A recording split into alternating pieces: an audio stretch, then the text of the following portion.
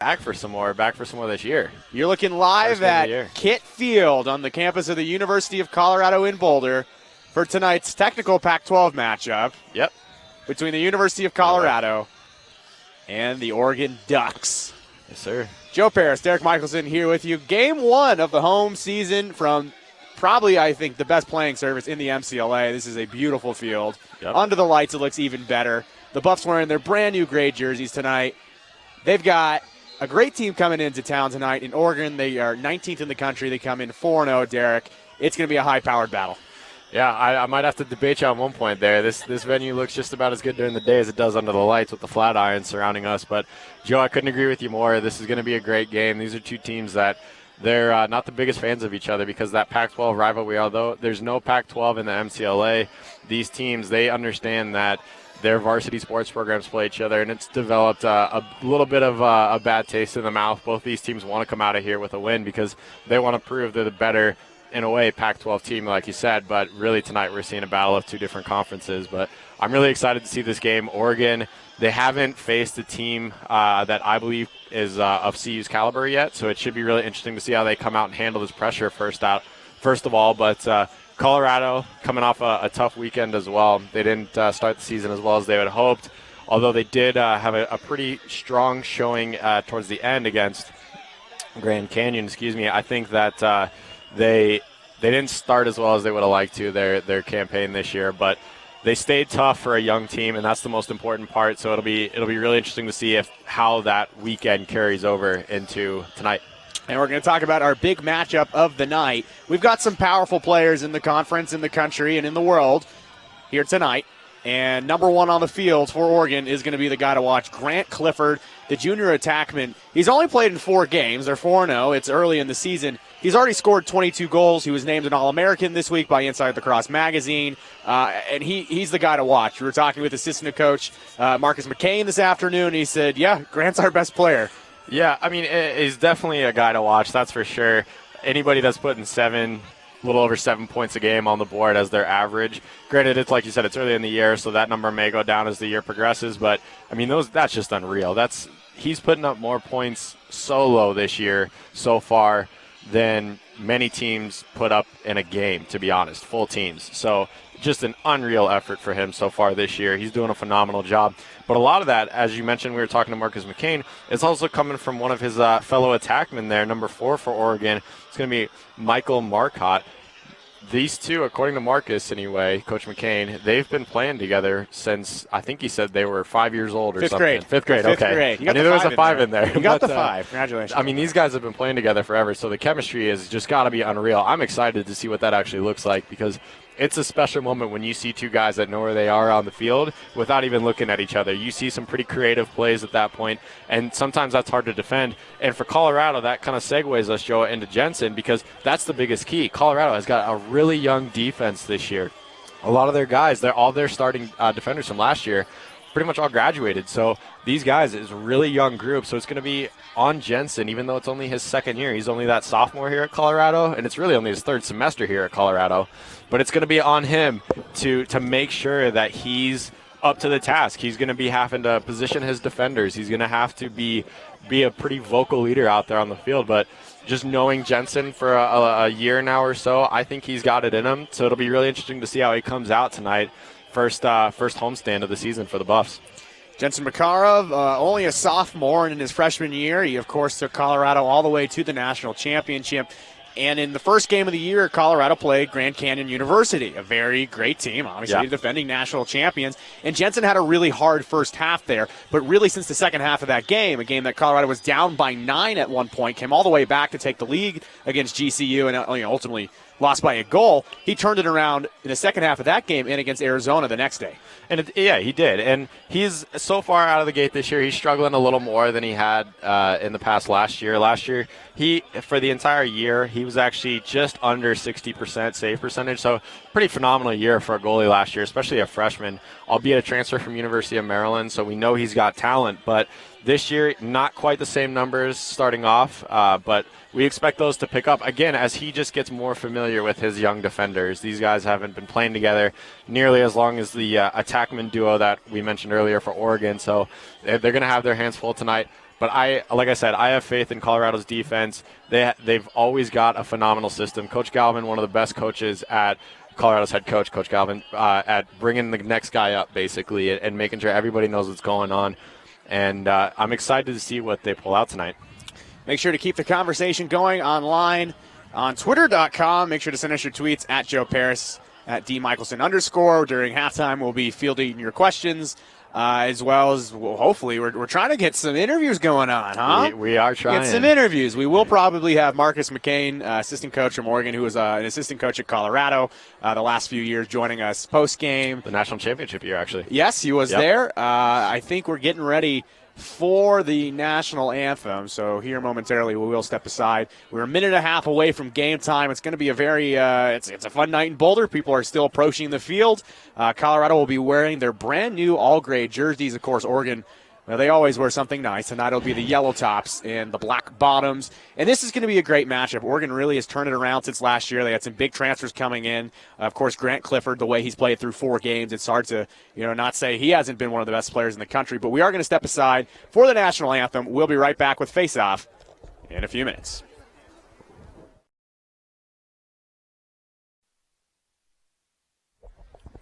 Derek, well, let's do it live. Yeah. Okie dokie. We're ready to go. It's game time. It's game time. Buffs and Ducks here on Friday night. Couldn't ask for a better way to start the month of March. A beautiful night in Boulder, Colorado. Temperatures right now, mid-50s. We were expecting a little bit of rain. Looks like we missed it, fortunately, or else this wouldn't have happened because we don't like putting the gear in the rain. All right, so let's talk face-off department. Clark Salami has been given the go-ahead to play tonight. He played injured at Grand Canyon University, and he had a very good game, had to sit out against Arizona, and he really was a factor down the stretch for the Buffs in tying GCU and taking the lead. He is a little bit banged up. Yep. Talking to Coach before the game, though, it's touch and go right now. So we may see Clark take a lot of face-offs. We may see him take none. And that's the story of Clark, Joe. It is the story of Clark. I cannot tell you a time where that young man has been healthy all year. I really honestly wish I could, but I can't.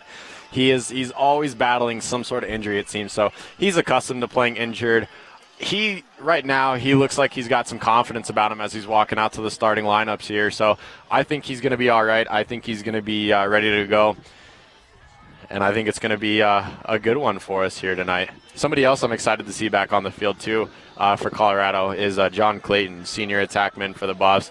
Expect him to put up a lot of points tonight. We were talking with assistant coach for Colorado, Aaron Gray, earlier before the game started, and John was he sat out the first road trip. But he's back now, and he's an Oregon kid, so that's something that's going to be really interesting. I expect him to be extremely fired up for this game.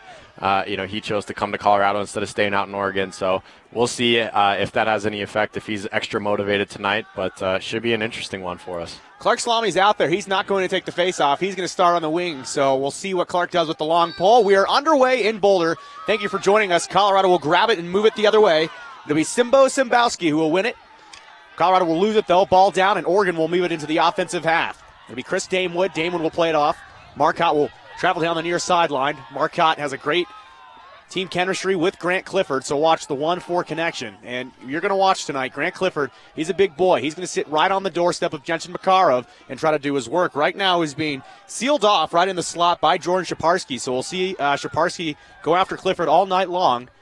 It'll be a good matchup tonight. Thank you for joining us. Of course, Oregon traveling right to left in their yellow tops, black bottoms. Some of them wearing yellow cleats as well. That is a good look. Oregon on the far side will move it along. Played in behind to X. Shuffling one down. It went forward. It hit the crossbar and went straight down. Makarov had it. A couple players signaling they thought it was a goal there, but it was a good scoop shot on that one. Really good job getting that high side on the defender and trying to channel one of the Thompsons from Albany a few years ago and tried to do the underhand scoop. Unfortunately, just wasn't able to find it. Went off the crossbar and bounced out instead of down. Emery Russ will try to find John Clayton in behind the net. That pass will be off the mark, so it'll be Oregon ball. Matt Peter will scoop it up for the Ducks, and we'll see tonight a battle of clears. Both teams running a very aggressive 10-man ride, and both of them are planning to use it here tonight. And we saw against Grand Canyon, when Colorado gets their 10-man ride going, they are vicious. I mean, it is hard to get out of their own zone. You see now as they're running back and forth. It's all about communication, Joe. I mean, that's how you're going to beat these things. We got an open guy actually on the near side here with us, but nobody's seen him yet. But it's just one of those things with that 10-man ride. It's all about communication because it's moving that ball and that communication. Because once you move that ball and you get a rotation and that kind of almost zone that Colorado plays as they run their 10-man ride, then you're going to have an opportunity and you're just going to have to talk and let each other know that somebody's open. You're going to find that open guy. You just bang that ball a couple times and you could turn a slow 10-man ride kind of breakout into a fast break for yourself. Should mention Sam Snyder, the goaltender tonight for the Ducks. Snyder, a very solid goaltender down there. He's all the way out at half field almost. And that shot off the mark. That'll go just wide from Liam DeLumpa. 13:06 remaining here in our first quarter of play. Tonight we don't have the time on our scorebug. We are hoping to get that in the near future. For now, though, Oregon will play it in behind to X. It'll be controlled by DeLumpa. Ball will go down on a really good check from Zane Larson. Larson, who's been one of the best defenders in the country the last 2 years, will pick his pocket. And here comes Colorado on the run. Larson looking for options. He'll dump this one all the way down the field. Out of bounds, it'll come to Zane O'Brien. O'Brien will be chased down by Matt Peter. O'Brien will carry deep into the corner. And here comes Colorado. John Clayton, who's from Oregon. He's got a little bit extra. It's personal tonight for John. And you know he's got the skill. A former player in the World Games in 2014 when they were here for New Zealand. So you know he has the skill to be able to put up some big numbers. It's just a matter of how he comes out tonight and what he wants to do and if he's trying to prove anything and how that's going to go. So definitely somebody I'm going to keep my eye on for Colorado's offense here tonight. Colorado will move the ball around. Top of the formation will be Jack Polk. Polk was one of the players that emerged during last year's run to the championship, a solid guy that was ready to step up here in the next year. Making a run towards the net through some traffic. The ball will be held up, stuck in down low. Buffs will get it out of the play. Jake Gonzalez will pick it up. Gonzalez, who is a local guy from Longmont, Colorado.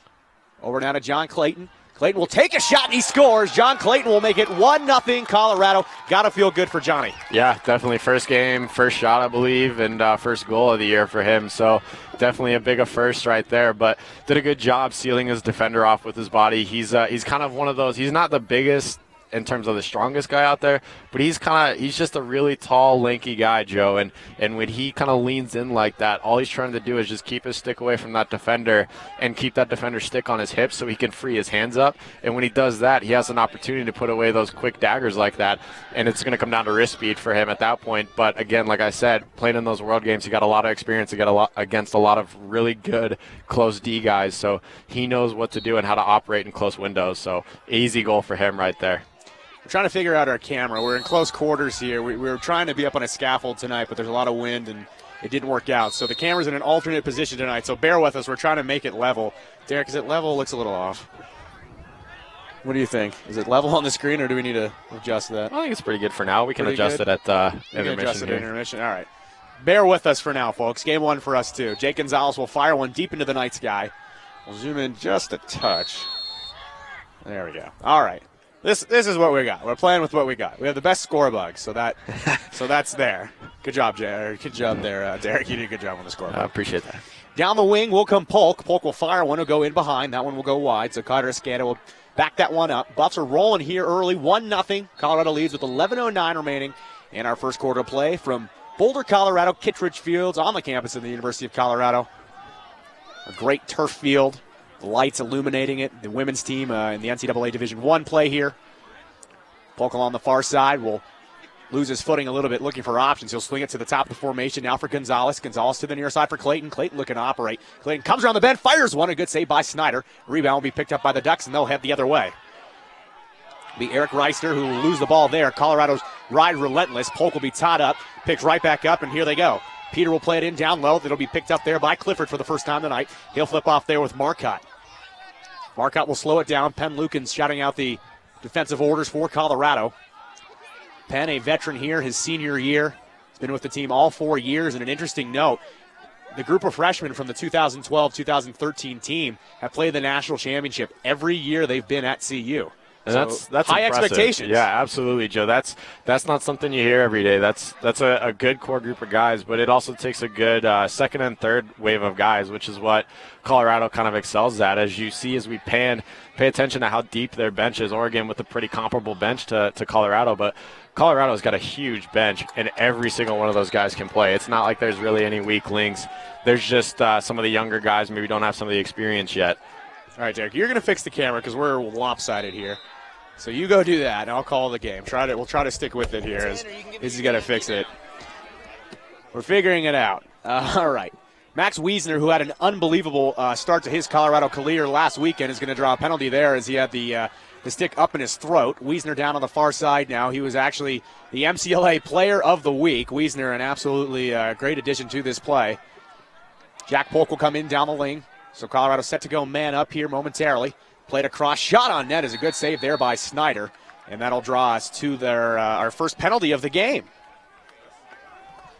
In Oregon so far this year, again, limited sample size, not great on man down. And talking with the Colorado coaching staff, they're saying, look, if we can get Oregon to commit some penalties, we'll really have a good opportunity to open things up against them. Their man down isn't the greatest in the country. We've got a great offense ourselves. So if we can get them to be undisciplined, play a little bit more undisciplined, we'll definitely have some extra opportunities tonight. And we'll see now. For the first time, Colorado will go man up. Polk will take it from the near side. Rather, Hunter Molnar, deep in the shadows over there. I think just being able to get the full field, we're going to have. Molnar will play it back to Wiesner, and here we go. Colorado set to run the play. Gonzalez moves it around, back and forth with Polk. Gonzalez straight away, back to the near side. Wiesner to Wharton, back to Wiesner, fires one, and that one a little bit off on the geometry. Got a little excited his first shot of the night. Wiesner's got an absolute cannon. Chris Malone and Matt Holman were talking last week during the GCU game. He's got one of the quickest releases, not only in the league, but both of them were saying in a lot of levels of lacrosse. In behind, will be batted away into the corner, and Oregon looks like they'll scoop this one up and head the other way. Eric Reister will take this one all the way until he runs into a triple team. Picked up by Colorado, and here we go. Colorado doing a great job of working those zones. I'm back, Joe. Didn't mean to scare you there. Back. Where'd he go? There he is. Colorado's doing a good job of working some of those guys as they're trying to clear into those pockets where there's three Colorado defenders playing a really strong, solid zone as that ball's kind of been trying to clear up. They're doing a great job riding as the shot's going to go a little wide for Colorado, but they're doing a great job pushing those guys into those high traffic areas where Buffalo's defense is, and that's what's forcing some of these turnovers. So we're back to evens. Colorado didn't get anything done on that one, but they maintained possession. With 8:17 remaining in our first quarter, Colorado leads 1-0. Wiesner will come around the edge, takes a shot, saved by Snyder, played it off his leg. Rebound will be scooped up by John Cook. Good save there by Snyder. Looked like he was making a move to the far post, and it hit him in the leg. Almost surprisingly, that one thrown away and coming our direction. And that's the other great thing about some of these 10-man rides is they're forcing these crossfield passes, which that's not an easy pass. It's not the world's hardest pass. The hardest pass probably going from one end to the other, but crossfields are the passes that you want to try to force if you're forcing passes for Colorado. So good job by them. Clayton with a wild shot almost found its mark. It'll be scooped up by Reister. He'll be consumed there again by Clayton. Clayton will scoop it up as it pops up in and out of the air. Couple of touches, and Clayton will come out of the pile with it. This year, John Clayton sporting the long hair. He'll draw a penalty. Colorado still maintains possession. It'll be Renu. Moving around the edge, making a play behind to X. Carter Escada will back off as Colorado set to go man up here on the next touch. Kian Renu moves it around to the far side. Now to Chris Boland. Boland will be chased down the far end by Ezra Ende. Escada looking for options.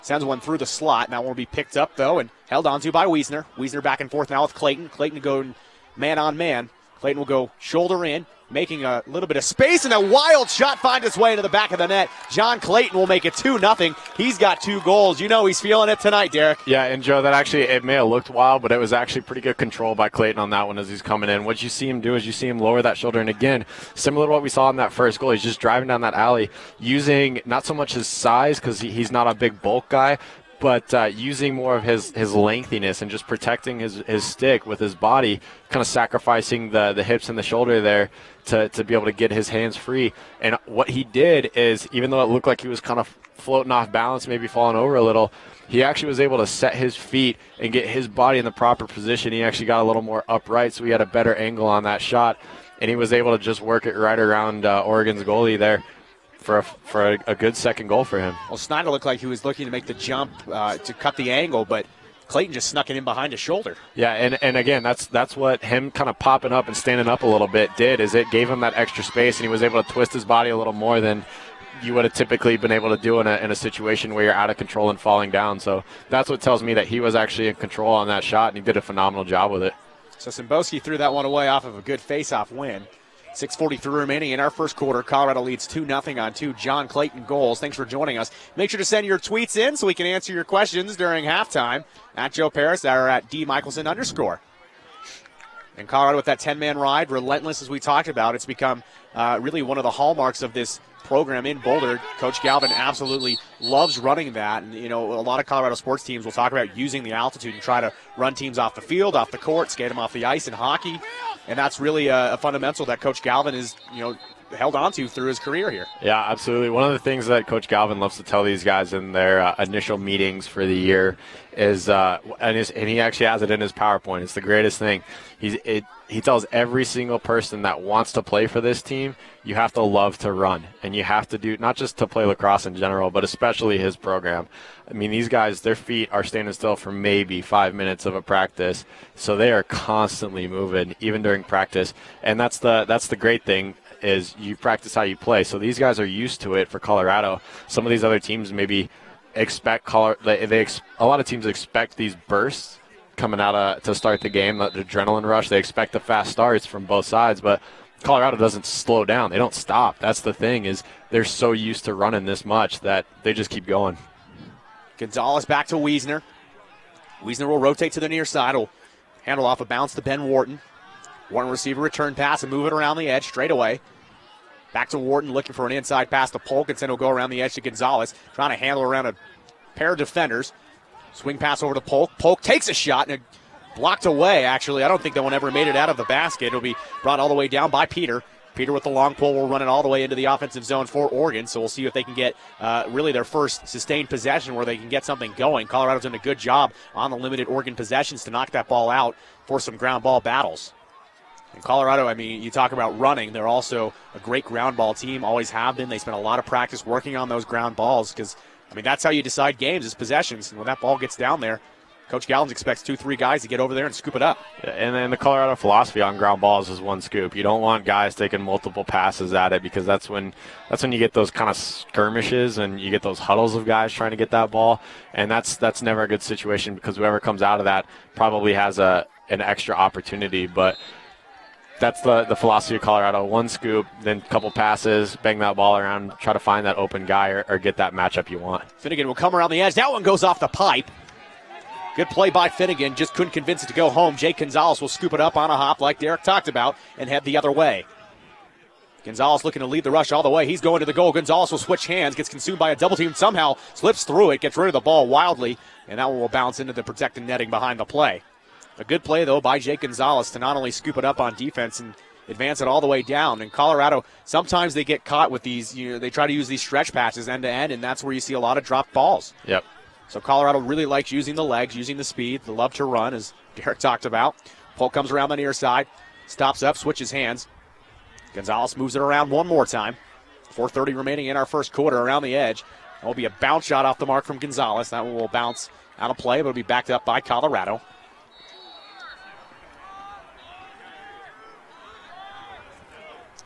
Played in from out of bounds by Ben Willows.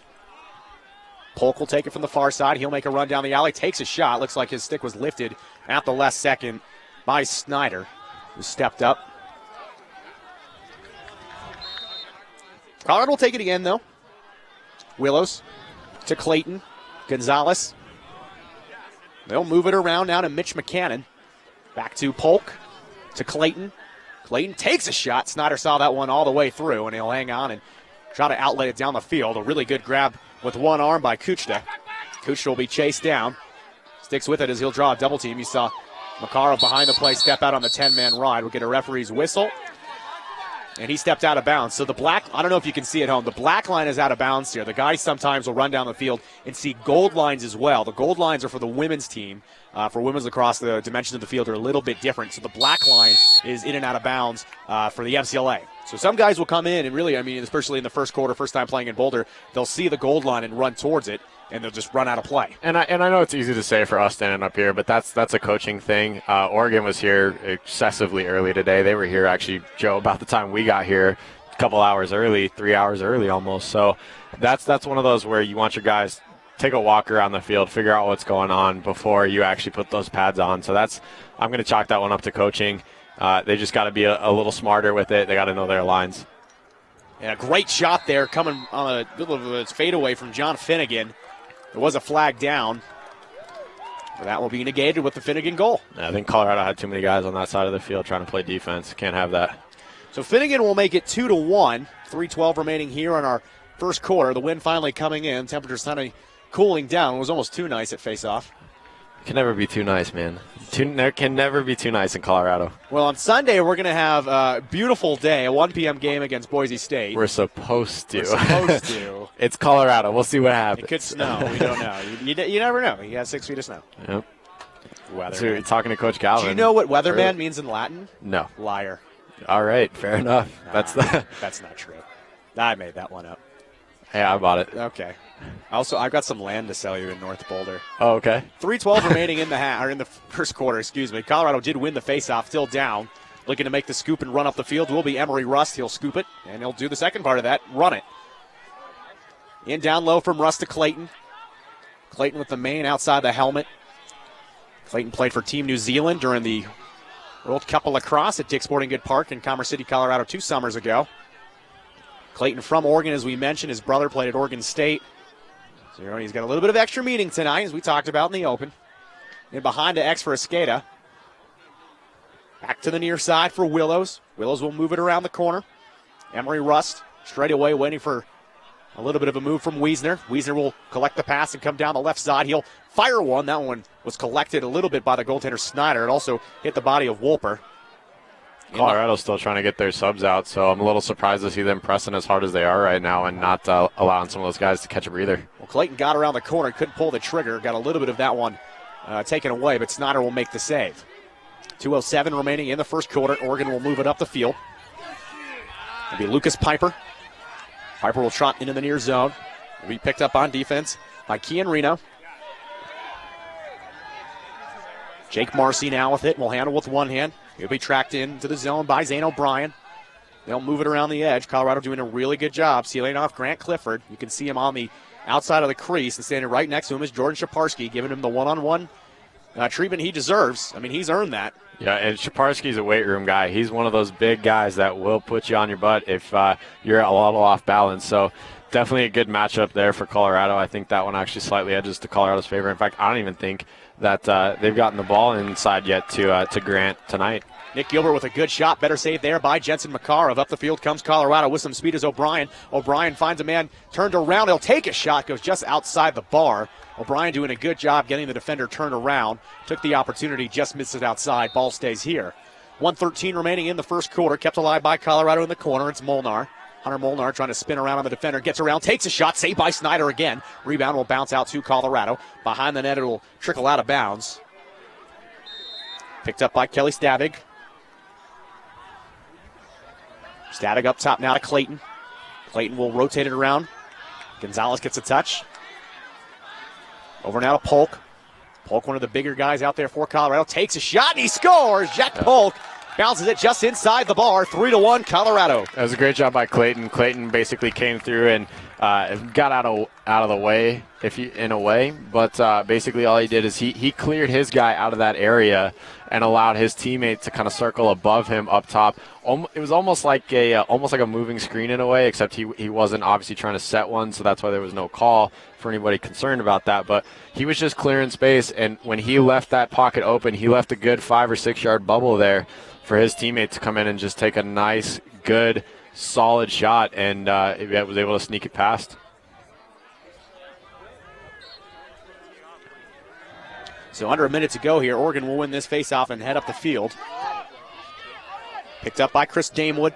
Damewood finally will defer over to Michael Marcotte. Marcotte's going to look inside for Clifford. Colorado has, virtually not allowed him to touch the ball all quarter.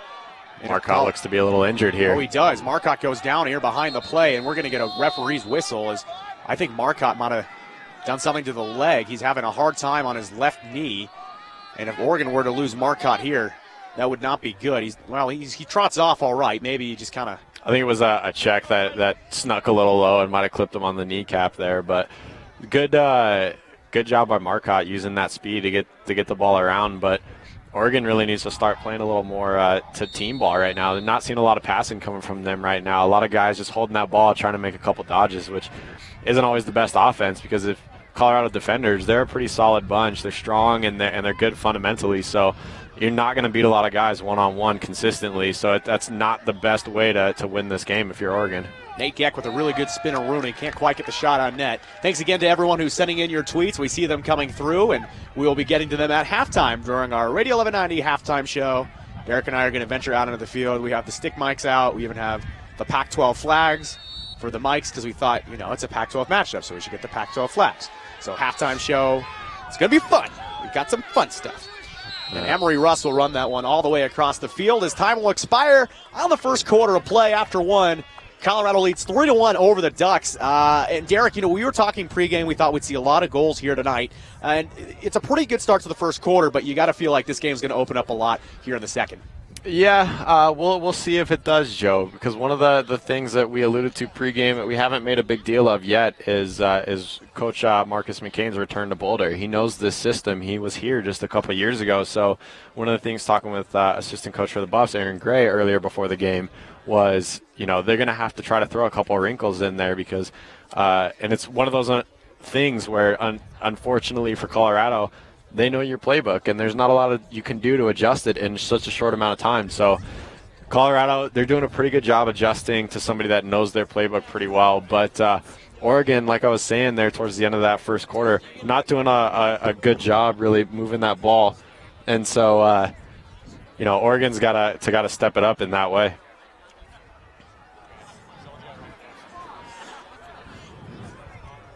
And I think Joe and I are gonna step aside here. No, we're here. We're gonna stay here. We're gonna figure this out. We're trying to figure out what to do with the camera. Tanner's having a hard time with it. Who wants to run camera?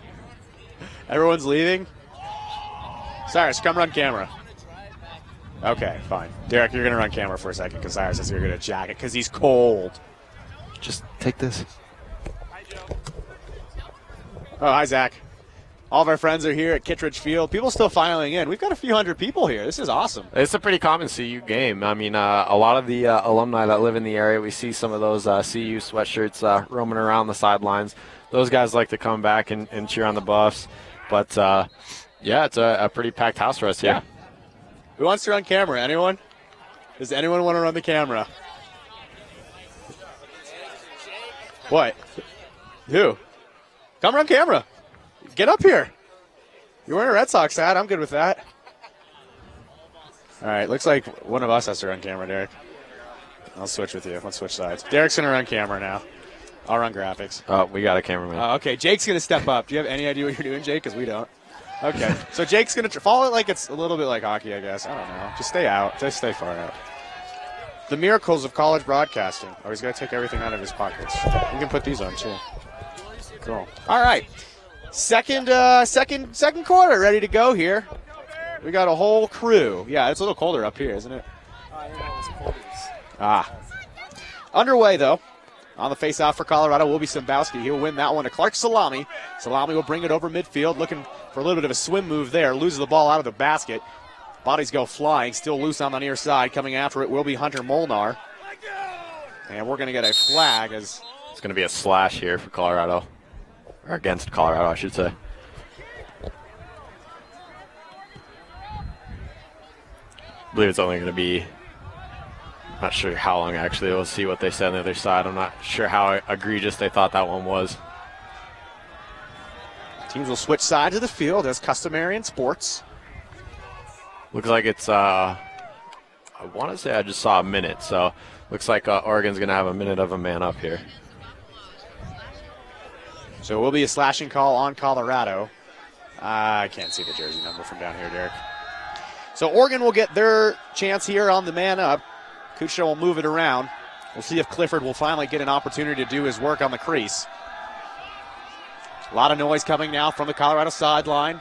They've got, if not the bench in the MCLA, one of the, because they are always loud, and you'll talk to teams about it. Played up top now for Oregon. It'll be Marcotte. Marcotte back to the near side of Marcy. Down on goal line, a shot and a save by Makarov.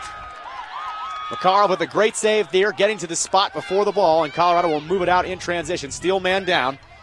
It'll be Zane O'Brien that'll play it back to the near side.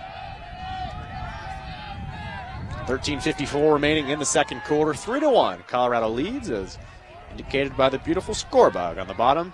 Derek, change that first to second on the score bug. Yes, we need that. I gotta do that. It's all about the details. Colorado will run as much time as they can off of this man down. Wiesner takes a shot, bouncing, and that one almost found its way through. Goes off the side of the net. Snyder will play this one out of the zone, and they'll head up the field the other way. Here comes Piper, and a huge check there. That's going to be a penalty. My goodness, he got leveled. That was a big check there from Penn Lukens, and I know Penn, he would never try to do anything dirty, but that's going to warrant flags from both officials. Penn really, he laid it into him. The Colorado bench is excited, though, as Penn will earn that penalty. And we're going to have a conversation here between the officials to see if that might even be a 3-minute locked in, if that was kind of like Lacrosse's version of a targeting for those more familiar with football maybe. But it's I didn't see the hit, Joe. I was changing our score bug, unfortunately, so I don't know how much I can add to this conversation the officials might be having, but we'll see what they call on that far side of the field. 13:23 remaining in the second quarter. Colorado leads 3-1. We'll hear an announcement here momentarily from our PA announcer, Shannon Lukens. The system's a little quieter this year, though. I can't really hear that well from this side of the field. And Derek, look at the people behind us. We've got a great crowd here tonight. We're going to have to turn the camera on that during halftime. We were talking to Jake Shapiro, who stepped up and is running camera now. Jake's really earning his stripes here tonight. He was honestly asking, how many people show up to the events? There are at least, I'd say, double the amount of people here that show up to usual hockey games. I might agree with you on that one, yeah. And that's a lot to ask. It's a cold night. It's getting colder, a little bit windy. But Oregon is man up. I didn't catch for how long. I think it was only a minute. I believe they gave him. And Makarov, who is one of the speediest goaltenders in the league, will pick that one up. He'll roll it across, and Colorado will see if they can break out. A good play from Grant Clifford to try to break it up. Colorado will hang on. Behind the back pass to Salami. Moves it back to Makarov, and up the field come the Buffs. So Colorado on back-to-back man downs has been able to get the ball rather quickly and take away the opportunity from Oregon, because like Colorado, they're a good man-up team. Play to the near side of Blake Irwin. Irwin looking to shake and bake. He'll make a nice move around Finnegan. Irwin now will enter into the box. Finds Kelly Stavig. Stavig and Irwin will fake the exchange as Irwin will trot in as far as he can towards the end line to kill off some time. Penn Lukens now standing on the far side, indicating he'll be out of the box here momentarily. Irwin up top.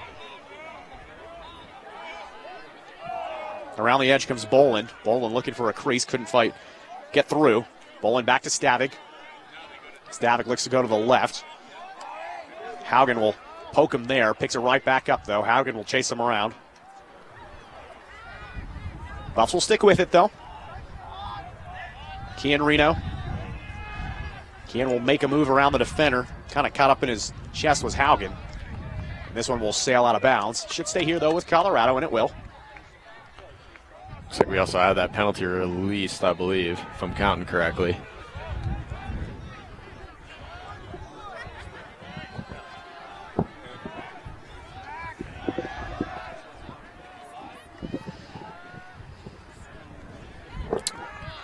.25 remaining here in the second quarter. Long field pass from Snyder.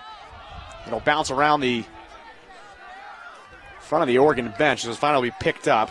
A really nice play there by Reisler with the long pull to pick it up. He'll get rid of it now to Marcotte. Marcotte, ball goes down. Ball will be soccered forward, and another penalty is going to come against Colorado as Wiesner hit the man pretty hard there. It looks like he laid the shoulder into Ende. And Colorado go man down again. We're going to have another conference to see if this one was an intentional or egregious hit again. I don't think it was. I didn't see anything extra vicious.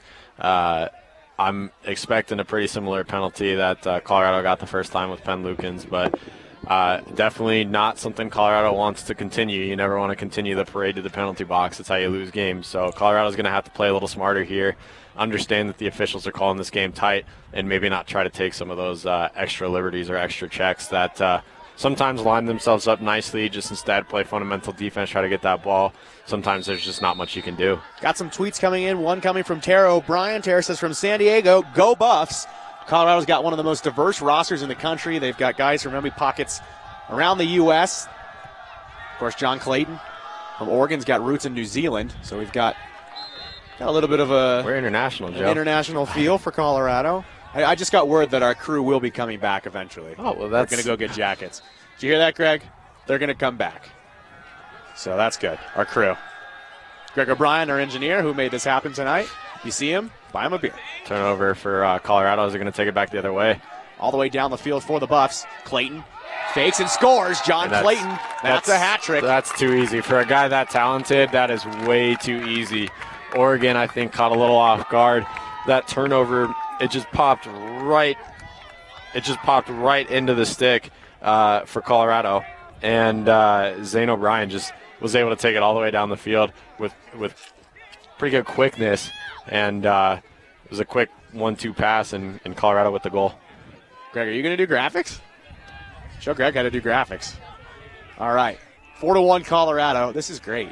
You guys get to hear exactly what we're doing behind the scenes. We have shattered the fourth wall. You thought Deadpool broke the fourth wall? Great movie, by the way. Don't take your kids to it, though, because it is rated R. 10:35 remaining in the second quarter. Buffs up 4-1. John Clayton's got 3 goals here in the first half. That was a man-down goal as Wiesner still in the box for Colorado. Lukens is out, though. And we'll get a legal procedure call on Clark Salami, so it'll be Oregon ball. Ducks will elect who's going to pick this one up. It'll be Clayton Solich. They'll move it down the field in behind the X for the Ducks. Marcotte will move it around. Again, Colorado has basically eliminated Grant Clifford from being a part of this game so far, and Jordan Shaparsky's got the thank you on that one. Clifford will try to move away as Shaparsky will chase him down on the far side of your screen. Oregon will move it back and forth. And I think Oregon's realized that they're basically just playing steal-off defense over there. And so what they're trying to do is they're trying to pull that extra Colorado defender out of the play by sending Clifford down almost to the corner in a way. And they're trying to open up space for some of their guys to be able to make some moves. But I don't think it's the best strategy, to be honest, Joe, because we haven't seen an Oregon attackman, really even midfielder yet, been able to break away from any of the Colorado defenders. So if you're trying to set up isolation moves, that's probably not what you want to do right now in this game, because Oregon hasn't been able to prove that they've been able to do it against Colorado so far.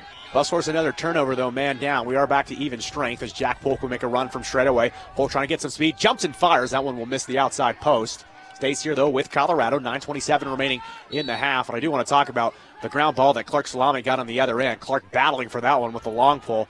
And he treated it like it was a face-off. Inside for Escada, takes a shot, saved by Snyder again. Sam Snyder here is playing very well as another ball will go down. That one will be hacked away by Colorado. It'll inch towards the end line, and we'll see who the possession will go. It'll stay in bounds. Stays in bounds. Okay, so Colorado will stick with it. It did go out, Joe. We just had a quick whistle because Colorado knew it was going to be their ball. So the second it crossed that line, they picked it up and restarted. Colorado will stick with it now. Coming around the edge for the Buffs will be McCannon. McCannon will receive a double team in behind X now for the Buffs. Escada will spin around. 22 coming from X for Colorado has been good in the past. Of course, Riley Siddell, legendary Colorado Buff, national champion MVP, wore 22, and he operated from X his entire career.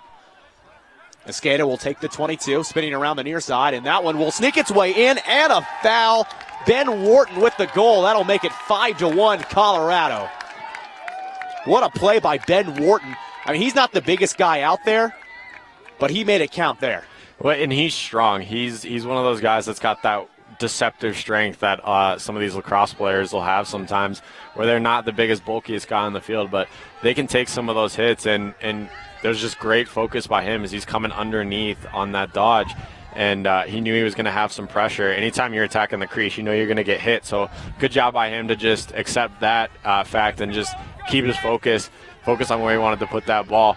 And the big thing is not just trying to whale it at the goalie at that close. When you're that close, you're trying to place the shot correctly because you only got small windows because you're already so close to the goalie. So it was a good job by him to focus on what he was trying to do there. Zimboski's been taking the faceoffs tonight, and he's been doing a good job, so that'll keep Clark Salami on the wing for now. But as he shot on the ground ball a few minutes ago, he's still practicing his faceoffs, even on the ground balls. Yeah, some of those poles sometimes have that deceptive ability to be able to just vacuum up some of those ground balls in spaces you don't think those poles can get to. So they might be trying out a new system with Clark on the wing just to see how it goes for tonight, since he still is nursing that injury a little bit. And maybe it's something we see in the future from Colorado. Maybe we'll see him on Sunday against Boise State, which you should join us on Sunday, 1 p.m., same channel as you're tuned into right now. Colorado versus Boise State, 1 o'clock start time. We'll be here probably at 12:45 for the pregame show, if everything goes well. Right, Derek? Hopefully. That's the plan. That's the plan. Hopefully it'll be warm enough for our crew to hang out with us. Yeah. Because they all left. They hate us. And a good save there as it'll be played off into the corner. And a great dive out of bounds. And Oregon thinks they should have possession as it's going to go to Colorado, though. Alternately, to Colorado. And I think that's a case of you got to be closer to where the ball goes out, Joe. It's a common misconception that it's just the guy closest to the line. And it's not necessarily the case. You may be the closest to the line, but if there's a guy that's closer angle-wise to where that ball went out, they're going to get awarded that possession. So maybe what we saw there, it's a little tough. That was the exact opposite side of the field that we're on pretty much. So tough to see, but I think that was probably the case there. Reedy will take a shot, and that one will be deflected out of bounds. And they'll give the ball to Oregon. They're having a conversation about if it was a shot or not. Referee awarded that one as a pass, so Oregon will bring it up the field. 7:39 remaining in our first half of play. Buffs up 5-1, and that one will be thrown away. Again, Joe, crossfield passes, those will get you, and Colorado's doing a good job forcing those. That's the goal of what they're trying to do right now is force those turnovers. And too easy on the doorstep. Ben Wharton will get his second of the half, and it's 6-1. Colorado, a great feed. Carter Escada and Ben Wharton will jump in the air celebrating. We're going to get a timeout, Oregon, here. It's a good timeout. It's a very smart timeout. There's still some time left in this half for them to regroup and get their heads back on right, because Oregon's defense is just, their heads are just spinning. They have no clue, it seems, on what's going on right now. Their guys are looking left, right, up, down, all over the place, trying to find the ball and find their man is the other part, too. They don't seem like they have a good job. I mean, on some of these dead balls, you would expect these guys to be resetting, but instead they're just kind of waiting for something to happen, Joe. And so I think that for Oregon, it's a smart timeout. I think they're just going to try to relax their guys and hopefully for them realize that they're 4-0. They're 4-0 for a reason. Yeah, Colorado may be a little bit better caliber team than they've played so far this year, but I mean, they still managed to get to 4-0, so they have the ability. It's just a matter of executing right now for Oregon. 7.5 to go here in our second quarter. Colorado on top 6-1. Do you want to do some tweets? Let's do some tweets. All You're right, getting tweets. I'm not getting tweets, so you're going to have to read them all out. Here we go. This one from Emily Nicole. So cool watching number 22 right now. I'm assuming she's talking about Carter Escada. Yep. Carter here in his second year. Shout out to Emily Nicole.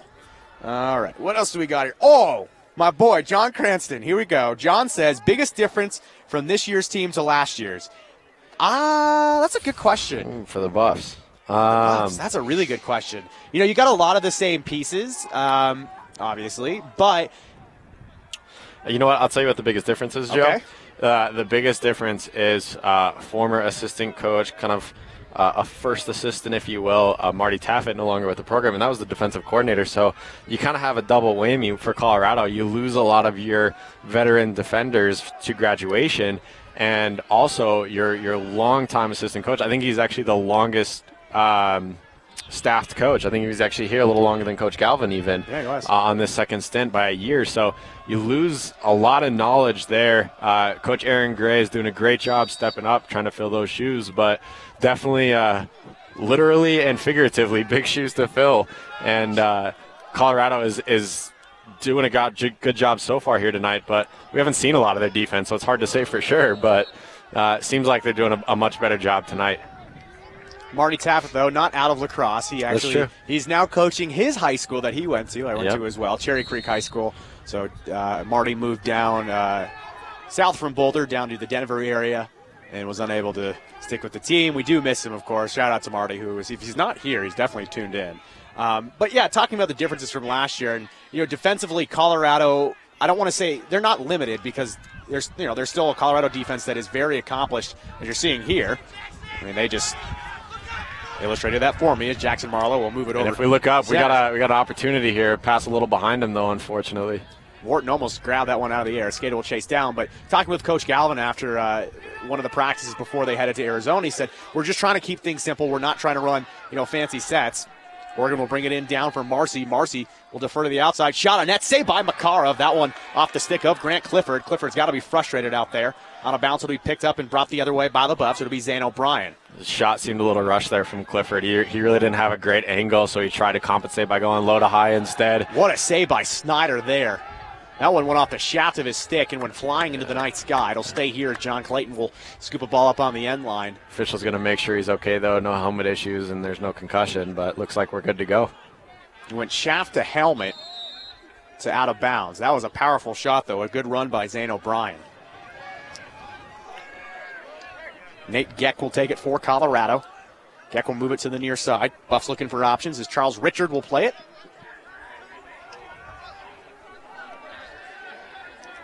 From the far side will be Geck. Geck in behind Akarta. Takes a shot there. That one just missing the crossbar. A good look, though, from Patrick Durkin. I'd like to see Durkin maybe go for that far post on that shot. He had a lot of open space over there instead of trying to go high. Everybody loves those glory goals where you go bar down, but sometimes you got to take the smart shot on those too. And he had a lot of open space on that far post instead of just trying to go sidearm and try to go bar down. And a great swim move from Carter Escada coming from X, and he is fired up. Escada will make it 7-1 with 5:32 remaining in the first half for Colorado. And if you look over towards the Buffs bench, I don't know if you can see it on their monitor at home, the Buffs have some very good choreographed celebrations after big goals, and that one they did the sniper routine. Last goal they did the rowboat routine, as pointed out by Jake Shapiro. Not just the bench, too, on the field. We've had a bunch of various celebrations here from each player that scored tonight, so Colorado well-versed in the celebrations. Of course, Monmouth College of college basketball has made SportsCenter almost every night for what they've done. That is a bench to live up to. There's a lot going on there. You walk a fine line there because other teams get, they feel like they're getting punked. Yeah. Great play there by Clark Salami. He didn't get the scoop. He tried to whack that 1A to the sideline for Escada. Escada unable to get to it, so will be Oregon's ball with 5:21 remaining here in the second. Make sure to keep those tweets coming in. We'll answer them during our Radio 1190 halftime show. And Derek, I think the CU dance team is supposed to perform at halftime. I don't know if they will. Are they going to? They're on that far field there. There is no lights. I can see some bodies moving around. I saw them there earlier. Yep. They're getting warmed up and ready. So they'll be in the background of our halftime show. So that'll be interesting. We'll have halftime dancers. We'll have halftime. And we put on a full production here, Joe. We do. We do. We are the best broadcast in the world. Colorado will stick with it. It'll be Irwin. Irwin will slide down towards GLE, looking for a skater on an entry pass. He'll pass on the pass. Look at that wordplay. 4:45 remaining in the second quarter. Escada looking to go to action. Escada will use that swim move every time if he can. Wild pass intended for Clayton will slide into the sideline. And assistant coach Ben Weiss will make a shortstop play as he'll scoop it up and lay it down. Ben Weiss, also a longtime coach with Colorado. Former player as well. Former player, yes. Marty Taffet was a former player as well. As well as the new sideline addition, Mitch Fenton this year. The national champion goaltender, as it's going to be picked up by Colorado. Shot and a save by Snyder, and he'll pick up the rebound as well. Snyder has really kept Oregon, in striking distance. Big chance for a momentum swing right here for Oregon. Alpha in down low, looking for a pass. Picked off, though, by Colorado. The Buffs are relentless here as Jackson Marlowe will take it. Marlowe being egged on by the fans to take it all the way down the field himself. Defers to Escada, looking for Clayton again. We've seen tonight the cross-field passes going east and west have really been lost, and that might be a little bit on the black background. When you're looking towards U.S. Highway 36, if you're looking towards the eastern side, the far sideline, it is easy to lose the ball. Of course, there is, lights on the field, but it is a pitch black sky, as you can see on the far side. Really easy to lose the ball. Yeah, not much better on our side. The one thing that's helping them out is the fans that are doing a good job of staying standing the whole game. Actually, they're helping throw a little bit of a backdrop in. But yeah, it's tough sometimes seeing that ball out there. But I don't think that was so much of a ball issue. I think that was Carter when he was throwing that pass. His feet weren't really set, and he was actually fading down towards the end line. So not a good job of being able to get the momentum he needed behind that ball to get that pass to go crossfield. But it was a good effort. It was a good look, that's for sure, that Clayton was wide open on that far side. And then I believe, and I could be wrong on this, but it was Ben Wharton who was wide open on the crease. If that pass could have gotten through. Oh, dude, we just got a great tweet in. Here you go. Oh, all right. Andy Karstensen says, what is going on with the Buff sideline celebrations after a goal? I saw a canoe on that last one. The canoe, it's the way to go, man.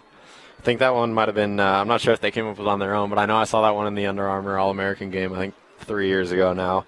That was an extremely popular celebration there for a little while. Colorado trying to bring it back, perhaps. We got some other tweets coming in. Cheryl Salami says, watching from Lake Oswego, Oregon, Clayton and Salami have played together since 5th grade. Go Buffs! Oh, I did forget that Clark actually was from Oregon as well. Yeah, we got a couple Oregon guys. So obviously his brother's from Oregon as well. His brother David Salami, the goaltender for Colorado State, who had a huge weekend down in Arizona. I mean, the MCLA this year is so wide open. If you say you're an expert and you're starting to pick things, you're just lying to yourself. Yeah. It's all toss-ups. You have no idea what you're going to get any night. And that's, I mean, in the 20th year for the MCLA, how much more exciting can you ask? I mean, anybody could eat anyone on any night. And another goal for Colorado. Patrick Durkin will get a goal, and that'll make it 8-1. Another freshman attackman there, and that's kind of the story for Colorado right now is a lot of these freshmen stepping up, freshmen, sophomores, young players. So future definitely looking bright for the Buffs if they keep this up, they keep these guys healthy. That's going to be the key. But I know Colorado does a good job with their strength routine and all that stuff in the offseason. So they are, I think they're pretty good to go. 3:44 remaining here in the half. Buffs on top, 8-1.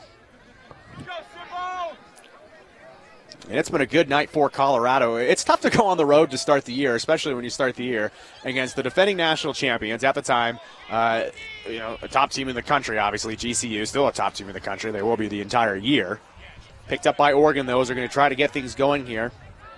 Dame Wood will play it outside. We'll see if the Ducks can finally try to get it into Grant Clifford. Again, Jordan Shaparsky, 45 for the Buffs in gray. He hasn't given him, any room. Shaparsky is right now as far away as he's been the entire game, a stick length away. Now they're, not even. Now they're shoulder to shoulder. Yep. Dylan Alpha will take it. Alpha back outside for DeLumpa. DeLumpa looking in behind X. A really good catch from Marcotte. Marcotte was shaken up earlier. Looks to be all right now. Kuchta back to the far side, for Alpha. Alpha looking for actions, and a miscommunication there. It's going to be a race to the sideline for Kuchta. He will stop it there nicely and scoop it right back up with 2:48 remaining in our first half of play from Boulder, Colorado. Joe Paris and Derek Michelson here with you on commentary. Jake Shapiro taking the camera. He'll be on commentary later this year. And Greg O'Brien running graphics. Greg O'Brien, our longtime engineer, made this possible. So thank you to Greg. Without Greg, we are nothing. A lot of bobbled balls right now for Oregon. They got to clean this up if they want to be able to move this ball quick enough. And Kuchta with the big goal there. Lucas Kuchta will get one top left-hand corner over the reach of Jensen Makarov, and that'll make it 8-2. And that's a huge goal for Oregon. Getting shut out in the second quarter obviously is not ideal. But to get one and to try to get one going into half gives them a little bit of life. And that's the key. They got to get one more here, Joe. I think, you see that goal. You still see a dead sideline there for Oregon. Some of their players coming out for the face-off, walk in. It's just you don't see a motivated squad right now. So I think it's definitely a good start, but I think Oregon's going to need at least time. Otherwise, right now, as long as Colorado stays focused, they're in control of this game, clearly. Picked up by Salami. The team of Zimboski and Salami will be fun. And Zimboski will take a shot. A good save there by Snyder. Snyder looking for an outlet pass just on the outstretched arm of Reister. He'll bounce around, and finally getting a touch will be Grant Clifford. Clifford will take it down the sideline. He'll run away from Shaparsky. Clifford's going to take this one in behind. That one will be thrown away. Finnegan will scoop it up, though. Finnegan will get a gay. Looking for a good shot and a goal there from Clifford. And a foul after the play. Finally, Grant Clifford getting a goal here with a minute 54 remaining in the second. 8-3 Colorado. And you see the great hands on Clifford there. A couple good plays. He had as he was coming upfield to get that ground ball towards the half line here when that was rolling down to their side of the field. He had a Colorado defender, and I'm not sure which one it was. You would assume it was Shaparsky, but a Colorado defender lifting his hands from behind. And it can be pretty hard sometimes to pick up that ground ball while your back end of your stick is getting lifted. You sometimes pole vault over the ball, but did a good job of forcing that backhand down again. Was able to pick up that ground ball. Got an opportunity when a Colorado defender player fell behind the at X behind the cage. And it was just a simple move over to Clifford, and good hands to be able to catch that ball because it was a little high. He had to jump for it, but it was a real fast catch and release, and that's what caught Jensen off guard as Jensen was sliding from post to post trying to make that save. Colorado is man down. They do win the faceoff. Salami does a good job. For those of you keeping score at home, that's the 23rd goal on the year for Grant Clifford. 23rd goal on the year in his 5th game. Only the 5th game, exactly. That's the impressive part is it's only his 5th game. I mean, it's just unreal numbers. I mean, even if Colorado... And he's been getting better each game, Joe. Sorry to cut you off, but it's not like he had a great first game against kind of a lackluster opponent. Each game, he's had progressively more goals. So, I mean, he's just continuing to get better. It'll be interesting to see what eventually the peak is for him. We should look up during halftime what the all-time record is, because I know we're 5 games into the year, folks, but he's got to be chasing that down already. So the Buffs will keep it alive. Jack Polk will take it up top with a minute 15 remaining in our first half. 8-3 our score. Make sure to stay tuned during halftime to the Radio 1190 halftime show with us. We'll be down on field level. We'll migrate. We'll be migrating from our current position, and then we will be telling jokes during halftime, most likely. I'm going to leave that to you. I don't know any good jokes. Not that I can think of. In a pressure situation, I'm not very good with jokes. All right, well, Gonzalez will take a shot. A save by Snyder. Sam Snyder again. I mean, honestly, Snyder's played an absolutely magnificent game. There are 8 marks against him, but there could be 20 goals on the board right now. Snyder has made save after save after save. Well, and again, some of those aren't him. You know, on some of these restarts, Oregon just hasn't had defenders in the right spot. They seem like they're a little late getting to where they need to be, their positions. And so some of those are attributed more to his defense than him individually, because basically what it's affording Colorado is on the doorstep looks, and that's just, you're not going to win games when you give those up consistently. Make sure to join us on Sunday when we are back for another one. Colorado takes on Boise State here at Kittredge Field. If you're in town, I definitely recommend to come out to the game. It'll be a beautiful day for lacrosse. And if not, you can stay at home and you can watch it on this channel. Yep. We'll be here. And you're going to be here because we didn't think we were going to have you. Yeah, that was it was touch and go. Late edition. Look at that. We'd like to thank our presenting sponsor, Radio 1190, KVCU Boulder, for their support and helping us do these broadcasts this year. Radio 1190, your home for University of Colorado lacrosse. Tune in every Monday, Wednesday, and Friday from 6 to 7 for all things that you need to know. We do the weather, we do the news, we do the sport. Sometimes we tell jokes there. Jake Shapiro is there on running camera. No, there's no camera on the radio. We're going to also try and do, if you're a Radio 1190 listener, this is huge news for you. We're going to be doing a live show from Las Vegas, hopefully on Friday, from the Pac-12 tournament. The men's Pac-12 tournament will be down there. Nobody told you about this, Jake? Oh, Andrew's going to, yeah. Well, we'll talk about it off air, but yeah, that's going to happen most likely. Live from Vegas, Radio 1190, the AM Revolution. This is, so good. 20 seconds remaining in the half. Shot and scores. Whoa. Grant Clifford heating up. I don't know how he got rid of that one, but, well, that'll be his 25th on the year, so he's probably figured it out by now how to get rid of the ball. Yeah, he's great job of turning his hips on that one. That was a lot of where that ball came from. That's where that shot started, was he caught that as he was almost really falling over, to be honest with you, but was able to turn his hips as he was falling to the ground, which allowed him to get a little bit of that torque started, and he just followed through with his stick. And at that point, it was just as simple as beating Colorado's goalie Jensen Makarov down there. 19.4 seconds. The lead has been cut in half. I mean, 3 really big goals for Oregon here in the last few minutes. I mean, being down 8-2 is much different than being down 8-4. And Joe, we're seeing exactly what I was talking about. We're seeing a little more aggressive Oregon play right now, diving for balls, going out of ground instead of just walking around. And what here we see an interception on a pass. So Oregon playing with a little more spirit right now, kind of just lobbing it downfield to end the half, but they're definitely picking it up. They have that momentum now going into halftime. They have something to play for at this point, whereas just a few minutes ago, it almost seemed like they were starting to consider giving up on this game. So good job by them not to do that. Really basically on the hands of Grant Clifford to pull him back into this game right now, and we'll see if he keeps going the rest of this game. Our score 8-4 at halftime. We're going to migrate down to field level, so we'll be right back. But stay tuned for the Radio 1190 halftime show. It's coming up. It's coming up right now. So here we go. All right, headsets off. Here we go.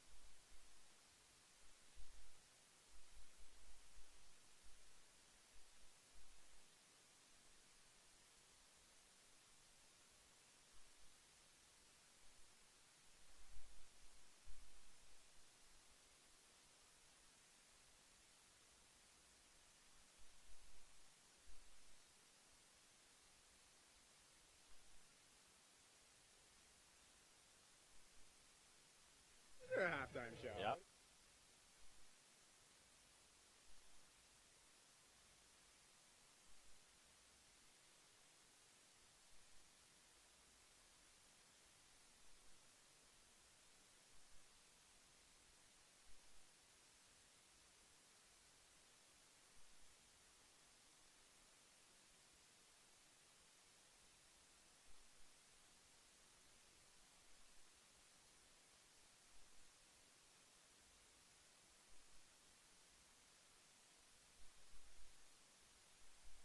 A strong breeze, or is it Jensen Makarov versus reaching the crossbar?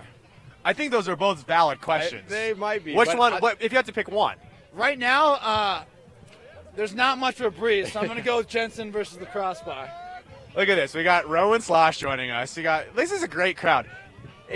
We got a few hundred people here. We got Hayden McLean out here. We got ex-defensive coordinator Marty Taffet out here. We've got Taffet is here. We have ex-assistant coach Marcus McCain coaching the Ducks, actually. So it's a big rivalry matchup tonight. Should be a good one. Buffs are up, 8-4 at the half. Looking to extend that lead. Let's go, Buffs. All right, Rowan, thanks for joining us. Guys. Tweet of the year, Rowan Sloss. Great seeing you. Bye, Rowan. You never know who's going to stop during halftime, Derek. And like I said, we got a lot of alumni, and apparently, and I see him now. You see him? Assistant coach Marty Taffet. He's right here at the. Come here, Marty. Yeah. No, he quit. No, he's too busy over there. Wait, Marty, I thought you were going to paint your chest. He didn't. I thought everyone was going to paint McCain across their chest. Marcus McCain, who's an assistant coach now for Oregon. I saw it on Twitter this week. Is that okay? I mean, if it's on Twitter, it's got to be true. It's got to be true. There you go. Yeah, exactly. This is definitely the best halftime show of all time. I think it is. I don't even want to talk about the game. Yeah.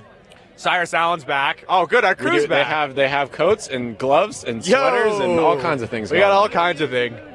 Hi, Cyrus. Okay, so let's see. 6.5 minutes left in halftime. Should we maybe talk about Maybe we'll talk about the game. All right, let's talk about that first half a little bit. Derek, the Buffs in the first quarter, most of the second quarter, really sealing off the Oregon offense, but they come alive in the latter half of the second quarter. What do you do differently in the second half to adjust to what Oregon did at the end of the first? So for Colorado, the adjustments, simply we're seeing dodging that's starting to work now for Oregon, and that's the big thing. For a while there, Joe, a lot of their dodges weren't doing anything. They were dodging and then just getting shut down immediately. So for Oregon, they did a great job being able to to finish some of those dodges here. So for Colorado, it's going to be getting those second slides ready and then recovering those second slides, making sure they have somebody back ready to take the place of the guy that slid. Because if they don't do that, that's when we're going to start seeing some of those extra passes, those quick inside plays that we've started to see now with Clifford there, and it's gonna end up working to Oregon's favor if they keep doing that. And Grant Clifford was basically kept out of play the entire first half until about 5 minutes remaining in the second quarter. And Grant Clifford now has got 2 goals. He's got 25 on the year, and if he comes alive in the second half, it's gonna be a much different ballgame than we saw in the first. And so Colorado's got to adjust. And you can keep a guy off the scoreboard for as long as you did, and that's great. And at the end of the day, if you say, hey, we made Clifford not an option for a full quarter and a half, you're going to say we did our job. But now you got to factor in, all right, Shaparsky's done a good job on him, but he's going to need a little help here in the second half.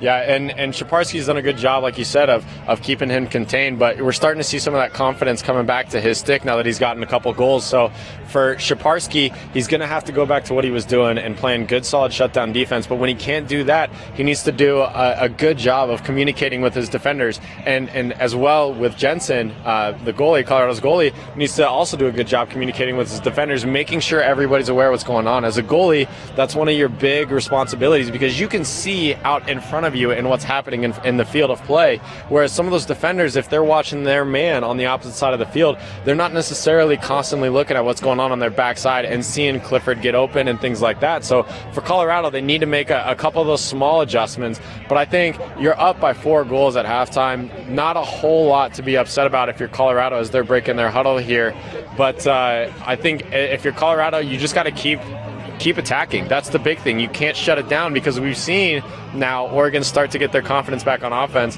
and they can come back and we know they can score. They can definitely score. So you got to keep playing and you have to stay aggressive on your own offense as well if you're Colorado. And the goaltending has been absolutely fantastic here tonight.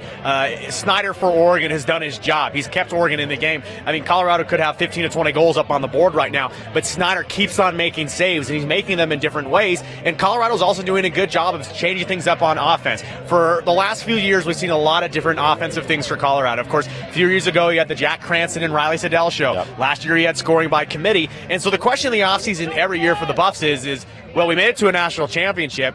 Are we going to be back there again? And year after year after year, Colorado has been there. 3 straight national championships, and it's been different formulas every time. Well, and I'll tell you, Joe, if you talk to any player or coaches or any of the coaches on Colorado's staff, none of them will tell you they're expecting to go back to the national championship the upcoming year. If we asked them today, none of them would say that because what they're concerned about is what they should be concerned about is the Oregon Ducks right now. And they've done a good job maintaining their focus, but it's the first game of the season. That really comes into play as you get later on. But for Colorado, they're doing a phenomenal job making sure they're staying focused, and that's what they do every year. That's why they get back to the national championship every year, as opposed to being one of the teams at home that's just watching. Colorado's coaching staff, when asked about being the number 1 team in the country a few weeks ago, said we don't care about the rankings. They don't. You can't win a national championship in March. That's the attitude that Colorado has, and I think that's the correct attitude to have. You know, the Buffs have done a lot of good things over the last few years, but Coach Galvin says, I don't care what happened last year. We can win a national championship. We can finish last. I'm on this year, and I'm concentrating on making this team as best as it can be. And, you know, the Buffs are a younger team this year. This is the youngest team they've had the last few years, and it's a growing phase, but you have a guy like Coach Galvin at the helm, you got to always think he's got something up his sleeve. When you have a guy like Coach Galvin at the helm, there's not a lot of growing going on. A lot of these guys come in, and from day one, the first practice, the title of the first practice, Joe, you know what it's called? What? It's called What It Means to Be a Buff. These guys run them through the ringer on the first day, this coaching staff, and they make sure these guys understand what it means to play here in Colorado on this field with this giant Ralphie Buffalo behind us. They make sure that everybody understands what it is like to play up here in Boulder, and the guys really buy in on day one because they have to, or they won't make it through the first day of practice, to be honest with you, Joe. It is a tough practice, that's for sure. They're playing your song. Is this my song? I don't know if the fans at home can hear it. We gotta check with our audio engineer up there, Mr. O'Brien. What is this song? It's really good. It's Backstreet Boys, isn't it? I believe you're right. We do have some Backstreet Boys going on. Do you want to dance? I'm gonna turn it over to you for that one. I'm not the dancer. All right, now we're gonna have the Ready 1190 halftime dance show.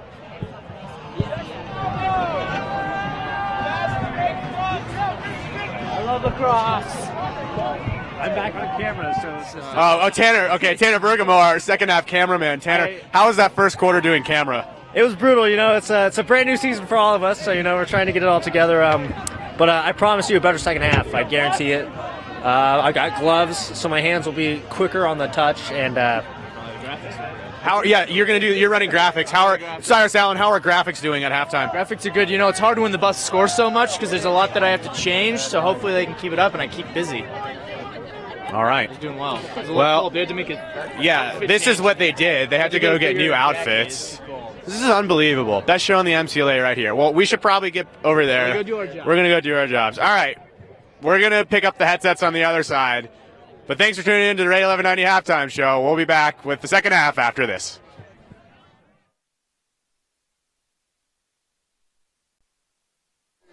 Oh, my goodness. Okay, wow. That was a halftime show. That was Joe. a halftime show. That's what happened there. That was a halftime show. All right, let's play the second half. What do you say? I am reading a text, but let's do that. Was it from me? It was not from you. Oh, I thought it was from me. Why would you text me, Joe? We're talking right here. I don't know. Let's do second half. Okay. Quick shot from Oregon right off the second half. Thank you for joining us. You're tuned in to University of Colorado Lacrosse, presented by Radio 1190. Hope you enjoyed our halftime show. We'll also be doing a post-game show. So there it is. I don't know what happened. I can't hear as well. Can you? Yeah, I can't either. How about now? There we go. There we go. Okay, this is great. So Tanner Bergamo back on camera. Cyrus, with gloves and a jacket. With gloves and a jacket. Where are you from? Longmont. That's why you're unreal. No excuse now. Oh God. All right, let's stretch and take this seriously now. Here we go. All right, Oregon coming alive there at the end of the second half. They have possession to start the second half here. Sorry, the end of the second quarter. It's been a long week. Nick Gilbert will play it back and forth. It'll be controlled by Jake Marcy. I mean, and you can see, I don't know if the camera's panned to it right now, it's not, but you can see how much attention Colorado is all of a sudden paying back to Grant Clifford. They have at least one pull touching him at all times, with a second just inches away from him. So they realize that he's starting to get hot, and they're trying to make those corrections that we talked about, Joe. Well, it's been Jordan Saparski, all game long, just literally standing on top of him.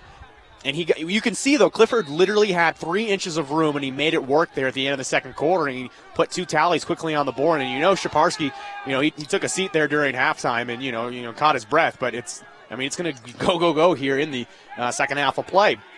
Brought up by Jake Gonzalez. Gonzalez will survey the field as the Buffs will travel here left to right. Gonzalez changes hands back in front. Shot on net goes just wide from Zane O'Brien.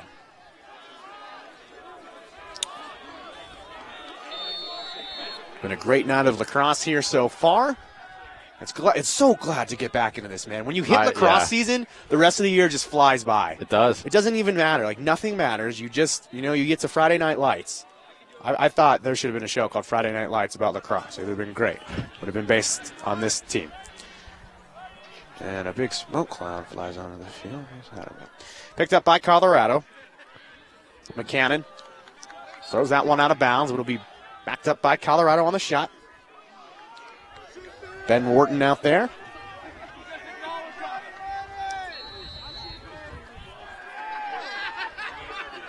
We're getting some tweets in.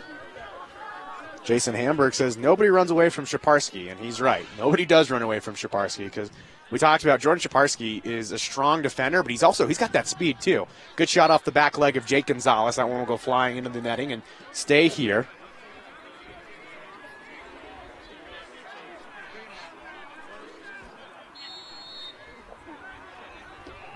.12:52 remaining here in the third quarter. John Clayton will take it in. Clayton had a really hot first quarter. And Oregon did a good job keying in on him in the second. Clayton does have 3 goals so far tonight. Buffs will move it around quickly around the clock. And a good shot, better save by Snyder. We talked about it during halftime. Sam Snyder has kept Oregon in this game. Yep. And if they make a run here in the second half, you look at Snyder as the player of the game. Yeah, but that was actually a pretty easy save, Joe. He just threw it stick to stick. That was playing a little catch right there. When you're a shooter, you got to change levels, especially when the goalie sees that shot coming like there. He had already slid. He was set. There was nothing happening. And so for Colorado, that was essentially they just threw the ball. That was Mitch McCannon just threw the ball basically right into his stick. Didn't change levels, didn't change really even sides of the net. It was a very basic, easy save for Oregon. It got noticeably colder during halftime. A little bit. I'm cold. I really wish I had a jacket like cameraman Tanner Bergamo. Sliding around the other way will be Leon DeLumpa. DeLumpa will play it in, downloaded GLE, moved around now by Marcotte, looking towards Grant Clifford, who just got pushed out of the circle there by Shaparski. Kept alive, though, by Oregon. A good shot played off the side by Makarov. He'll race to the out-of-bounds line. And he'll stay here with Finnegan. Finnegan will trigger outside DeLumpa. DeLumpa will have to play it off of a bounce. John Finnegan, who's got a goal tonight for Oregon's, played really well on both ends. Kukta. Back to the near side to DeLumpa. A top for Alpha. Far side again for Kukta. Kukta will make a run here, trying to go past Gonzalez. Makes a trigger play over to Marcotte. Back and forth they'll go, exchanging to DeLumpa again. Far side shot is off the mark. And they'll be awarded to Oregon. A really good hustle play by Lucas Kukta. Kukta, who also has one of the goals for Oregon tonight. 2 for Clifford. 1 for Kukta. 1 for Finnegan. To the near side of Kukta. A top for DeLumpa. Far side for Alpha. Oregon probing here. A good run. Trying to go by Irwin. Deflected away. GB down. Irwin will scoop that one up. Looking for options as will be chased away by Clifford. And the Buffs will corral it. We haven't really seen Oregon use their 10-man rod effectively. We'll see in the second half if they use it a little bit better. Gonzalez runs out of real estate there. He'll have to fire it away on a bounce. It'll make its way down to Colorado's end for Escada. And a shot and a goal there from Colorado. A hat trick from Ben Wharton.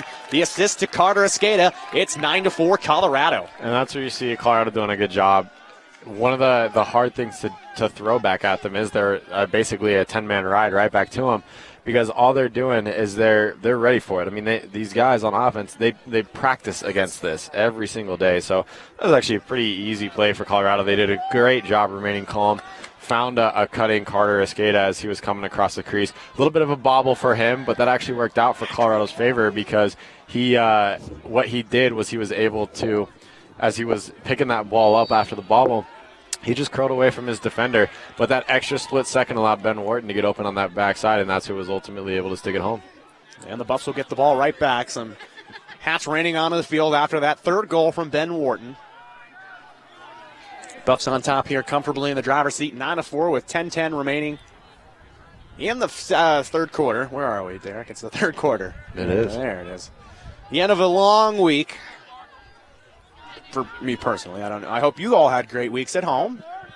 First week of March here in Colorado, having some great weather, so that's encouraging.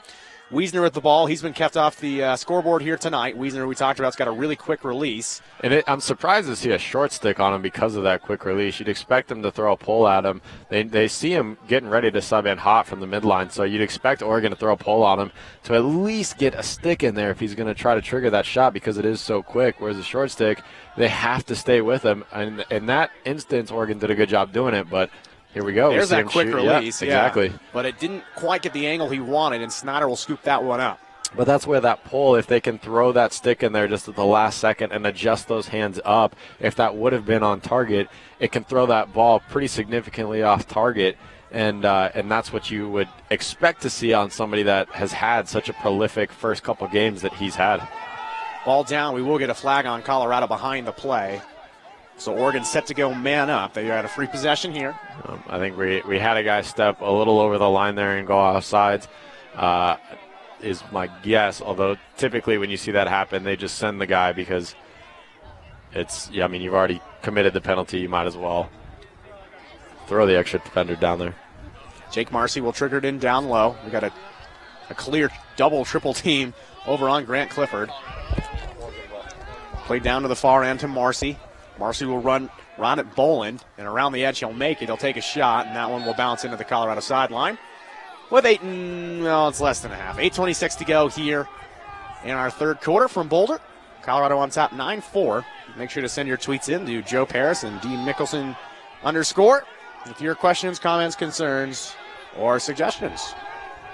Derek nodding his head no. You always get it wrong. What? Mickelson. You always say that. Michelson. There you go. I knew that, obviously. So Oregon will be man up. Haven't converted well on their previous 2 man up opportunities tonight. Colorado has been able to knock the ball out quickly in the possession and run it off. So we'll see if the luck will change a little bit here for the Ducks. Kukta. Back and forth they'll go. Charlie Myers. Straight away now for Marcy. Marcy probing down low. A good shot from the outside. Didn't quite find the mark for John Finnegan.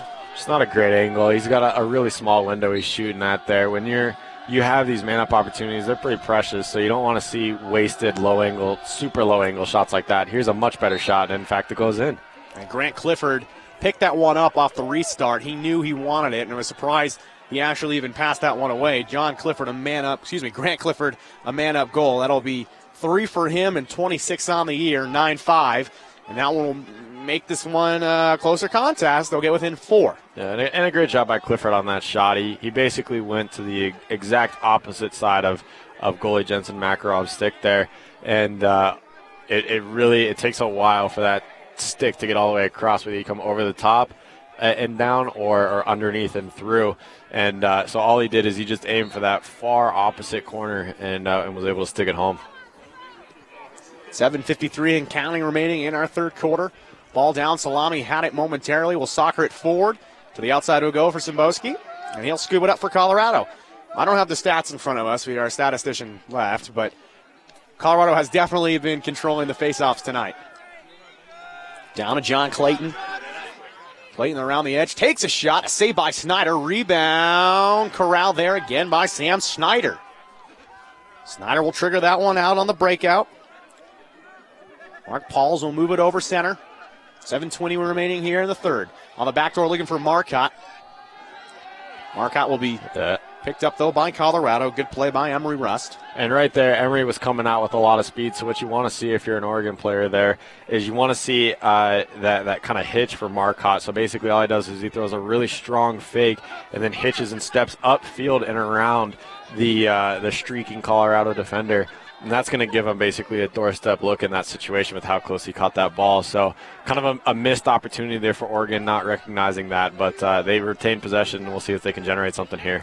Dalrymple will try to take it on Gonzalez. He'll lose his stick as Gonzalez will take the ball and head the other way. Here comes Jake Gonzalez. Got some speed looking toward Escada. He'll look him down, spin away. Got Clayton in the high slot. Clayton can't quite grab that pass. Ball will go down. Big GB battle. And rolled away by the long pole, Peter. And we're going to go the other way now. Yeah, here he goes, the other way. Here comes Matt Peter trying to run him down. He'll turn around McCannon as he's finally going to get it in down low. It'll be Finnegan.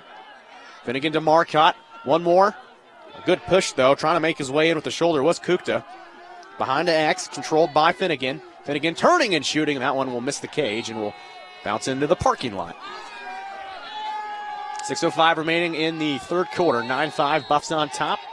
Friday night under the lights from Kit Field on the University of Colorado Boulder campus. Joe Paris, Derek Michelson here with you alongside Tanner Bergamo on camera. Cyrus Allen over there on the graphic machine. And Greg O'Brien, the engineer. I don't know where he went. Typical Greg. Typical Greg. It's hard to lose him. DeLupa on the far side. Big guy.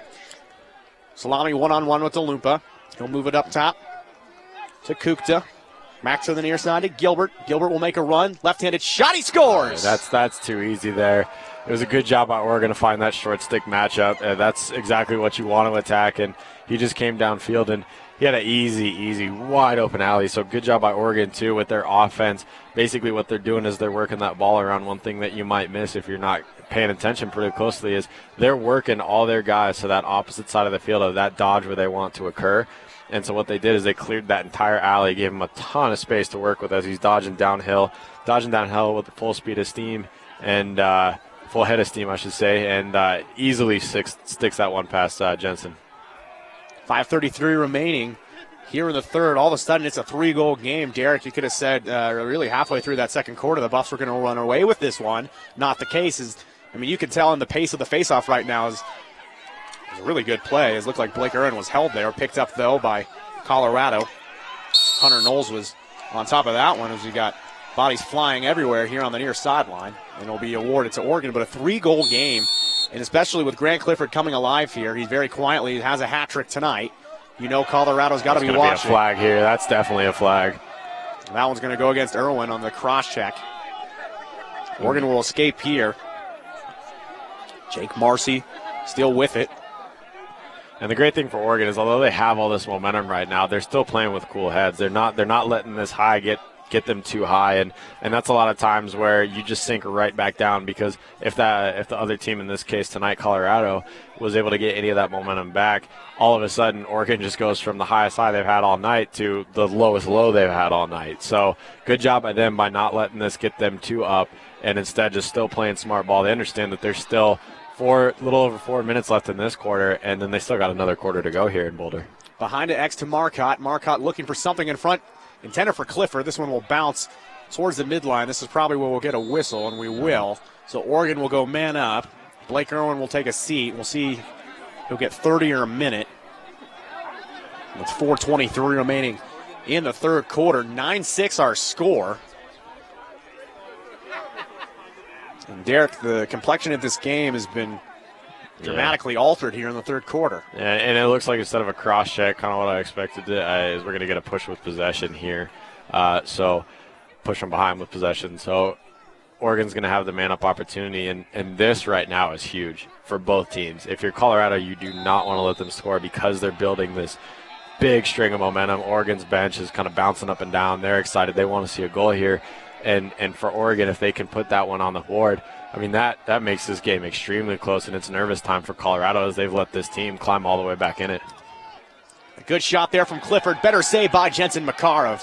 You could see that one all the way through, high to high. Good eye out there by Jensen Makarov. And all joking aside, Jensen is a smaller goaltender, but he really does a good job to launch. I mean, he's got that squat, and he launches out high onto those high-to-high shots. And if I'm a shooter, Joe, I want to use that against him because that's pretty common. You see a lot of these shorter goalies, they're great at launching like that, and we're going to actually have an offsides for Colorado, so it's just a change of possession since they had the ball. But you know those guys are going to launch when you're shooting high because you're expecting them. So you're bringing that shot coming from high, and you're going to try to bounce it because you're making him correct from his launch and drop all the way back down to the floor. That's a long way to go, and that's a lot of times how you sneak these ones past goaltenders. So, I mean, you always hear coaches tell you put it in the dirt first before it gets to the net, and you really have to because tall or short goaltenders, they have to track that ball so far and for so long. When you do that, it just makes their job incredibly difficult.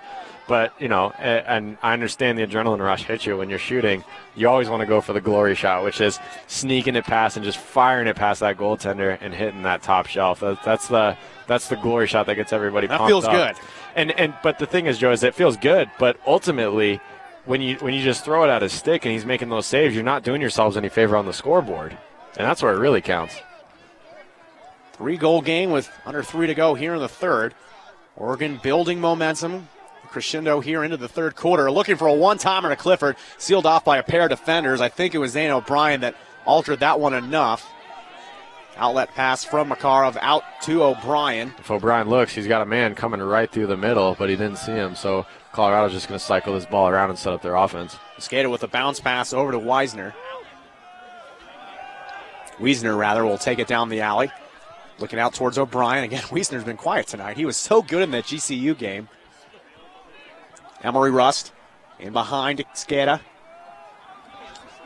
Ben Wharton looking towards Skeda. Skeda will collect that one, and the Buffs will move it around here clockwise. 2:10 remaining in the third. Buffs need a goal. Wiesner will rotate positions. We look back to Kean Reno. On the field for Colorado will be Chris Boland. Boland will handle around the defender.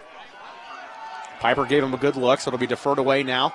Wiesner takes a shot and he scores. There's wow. the cannon. Oh, my. There it is. You asked for it, Joe, and you got it. The Wiesner rocket. Yep. Oh, my goodness. You talk about a quick release. Yeah, well, that one actually wasn't quite as quick because he wanted to really put some mustard behind that one. So you saw him set his feet, really turn those hips and drive that ball to the net. And again, you saw the release. He's coming high to low, and that's what I was just talking about. You want to score goals, you got to change planes on goaltenders, especially at this level. They're all so good because these are some of the best of the best guys that make it up to play college lacrosse. Club or varsity, either way, they're still some of the best players. And so if you really want to score on these guys, you have to do those little things, change your levels, change your angles, things like that. Otherwise, you're just basically playing catch. 1:49 remaining in the third quarter. Colorado will extend the lead back to 4. The Ducks, though, will get the one off the faceoff. Ducks aren't going anywhere. Finnegan will make a run, takes a shot, and that one will go wide. It'll bounce into the netting behind the play as Michael Marcotte will go after it. Minute 36 remaining in the third. You know, Colorado would love to hold on to this 4-goal lead because a 3-goal lead heading into the fourth quarter is a lot different. Yeah, well, I mean, even a 4-goal lead is not that safe because Lacrosse is a game of runs, Joe. So hey, we got it in there. Yeah. You can say it every broadcast. I knew it was coming, so it seemed like a perfect setup for it, so I figured I'd use it there. Good spin there by DeLumpa. Double team from Irwin. Loses it, though. On the backside, it'll be Shaparsky who will golf that one away. It's called a goose, Joe. It's a goose. It's a very good goose Goose on that on the ground ball. loose. A goose on the loose to a skata. Now Shaparsky down there. He's going to have to tread back to the defensive end, but a great play there by Shippey. And a big shot from the outside. A good save. There's Snodgrass on the play as this one will come back into the offensive end for the Ducks with 49 seconds remaining in the third quarter. Marcotte will move it up top, and the Ducks will go to work. Alpha will send it in down low to GLE. Behind to Marcotte again. Back to the near side to Kukta. Deliberate pace now for Oregon. They look like they're going to hold for one, and why not? Along the edge will be Alpha. Alpha will run out of real estate as Bolin will seal him off. Does get around Bolin now. He's going to look for a pass in behind a Marcotte. Loses it. It'll be Jackson Marlowe that'll pick this one up for Colorado. Almost the exact same ending to the second quarter as Marlowe will use the wheel show to get it all the way out towards the midline. He'll trigger across and it'll be gathered by Molnar. Molnar will look in the crease. He's a cutter. Up top, a wild pass off the mark. And this one will bounce with 2 seconds remaining. A shot will actually make it on goal. A good effort as Jensen will send this back the other way. And that'll do it through 3 quarters of play. After 3, Colorado leads 10-6. We saw Oregon in that third quarter, though, inch back. They got the game within 3. But a 4-goal game heading into our final 15. And, Derek, it is a very special week, of course, in the MCLA, the Coaches versus Cancer. Yes. We got to thank everyone down in, I guess, where it's in Arizona? Las Vegas? I can't remember. I think it used to be in Arizona the last couple of years. I think it actually changed It's in Las locations Vegas there. this year. Yeah, I think it's in Las Vegas. I thought it had changed locations. I couldn't remember where it had gone to. And the Buffs not part of it this year. The tournament down south from here. The Buffs went last year, but a great cause, Coaches versus Cancer for Lacrosse. We definitely want to encourage you to definitely give to the cause and, of course, watch the broadcast this weekend. Some great MCLA action going down there. Yep. You can get more information about the foundation at www.emwf.org. LAC's Coaches versus Cancer is part of a 2-phase program operated by the EMWF with a goal of raising $15,000. It's open to all programs across the country, men's and women's. It's awesome, and I really appreciate everyone around the country part of this great initiative.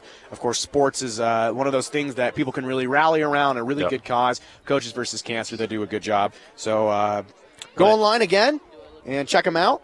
And it's Coaches versus Cancer Week, a very exciting tournament going on. Yep. And Colorado likes to be there. You and I were talking with Coach Galvin in the offseason here as we were starting to gear up for everything and figure out what we needed to talk about and things like that. And talking to Coach Galvin, and he really liked those tournaments. It's just one of those things where scheduling and trying to fit Oregon and Boise State a little later this weekend on Sunday. It was just trying to align all the schedules. Didn't really fall in the cards for Colorado this year, but it is something that Coach Galvin does appreciate and like as well. So at least we know that much. I'm sure Oregon would echo those sentiments.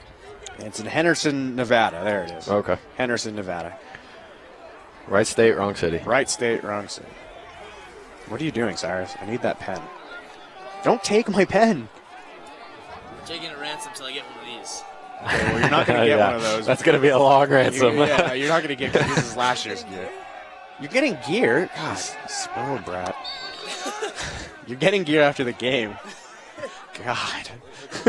Yes. Yeah. Oh, the broadcast crew that left halfway through is excited that they're being compensated. Exactly, yeah. You unbelievable. Oh, my God. What are you going to – you're buying drinks at the bar afterwards, right? Okay. Those are red beers. Mm-hmm. What's some beer? No, it's root beer. Root beer. Yeah, there you go. None of that stinking root beer. Okay, fourth quarter. Reference there. Slap shot. Did anybody get it? Oh. I did, because I made the reference. You did too. Yeah. 14:35 remaining in our fourth quarter. Thanks for joining us, Joe Paris, Derek Michelson, Tanner Bergamo, Cyrus Allen, Greg O'Brien, here with you tonight. A great game, 10-6. Colorado leads here into the fourth. Down on GLE. to Charlie Myers. Along the end will be Marcy. Marcy will be pushed away by O'Brien. Behind to X. A shot on net is deflected off the stick of Makarov. It'll stay here, though, with Oregon. And Oregon's got the firepower to make a run here in the fourth. So if you're Colorado, you just kind of do the same thing. If you're Jordan Saparski, just keep doing the same thing. And it looked like they corrected it, but Colorado, it looked like Emery Rust, I believe, was on that far side on that first possession that Oregon just had here, that first kind of go-around that they were working with. And there was a pretty significant bubble there on that upper left side of the field as we're looking down to that side of the field. But huge bubble up there for an Oregon shooter if they had any sharpshooters that were going to take any outside shots. But I don't think they really recognized it as they just kept working that ball behind. They never rotated the ball back around, and they just kept rotating it one direction. And I don't think they diagnosed that there was a pretty significant bubble there. Really good crowd here tonight. I'm getting a tweet in right now asking for us to show the crowd. So at the next stop, we're going to show we meant to do that. the lot of people. Well, we were too busy actually, during halftime showing our show ourselves. It actually is thinned out some. Because it's cold. It is. It is It's very chilly. cold. The guys that left the broadcast to get better gear, they were right. We should have all left. The game should have been called. Yeah, I know you came back. Yeah, the crowd thinned out, though. We had probably close to 200, 300 people here before. Oh, at least. We have at least 300 on just our left side alone. Maybe 400 people here, 500 people here? That's generally what we estimated the last couple of years when I was working on the team salary. Aha, now we're on our side. Yep. That ball will bounce into... Switch sidelines. Oh, I thought it went into 36. At least once a game, a ball will go into U.S. Highway 36. That one made it through the hole that's over there Did in the it? corner. Yeah, I don't know if it had enough speed to make it all the way to 36, but it made it through the hole, that's for sure. We've seen some close calls on the highway. And I tell you what, Emery Ross has got to be careful on that swim move because he pushed his defender stick down, and a lot of times the officials will get you on a ward on that call. So, I mean, it turned the ball over anyway, but pretty lucky that he wasn't called for a ward there. Kukta with a really good shot there, just missed it. Colorado will take it over across the center line. Rust will play it across. Now Escada. 12.5 to go here in the fourth quarter. Buffs on top by 4. Flick back to Jake Gonzalez. Gonzalez looking to get going in the fourth quarter. Moves in towards Gio Lee, gets the slide. Oh, and he's got to have his head upfield. If he would have looked and seen Emery Rust just one step further, Emery Rust could have opened up that shot and had a pretty good opportunity. Snyder will come out of the net to grab that one. He picked it up and slung it in the same motion. A really impressive play there by Sam Snyder with the goalie stick. Loses it, though. It'll bounce right back down here to Clayton. Clayton will take a shot, and he scores. That's the exact guy you don't want the ball bouncing to like that. And he's going to come give a nice wave to the fans here. Good play there by Johnny Clayton. That'll be 4 for John. Let's take a look at the crowd, Tanner. Let's see. I guess we need to duck down so they All can right, see. take a look at this. Look at that crowd. The millions.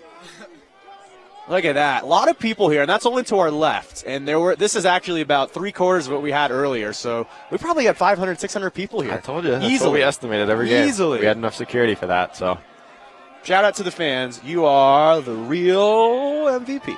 Yep. No, not really. The players are because they actually play the game.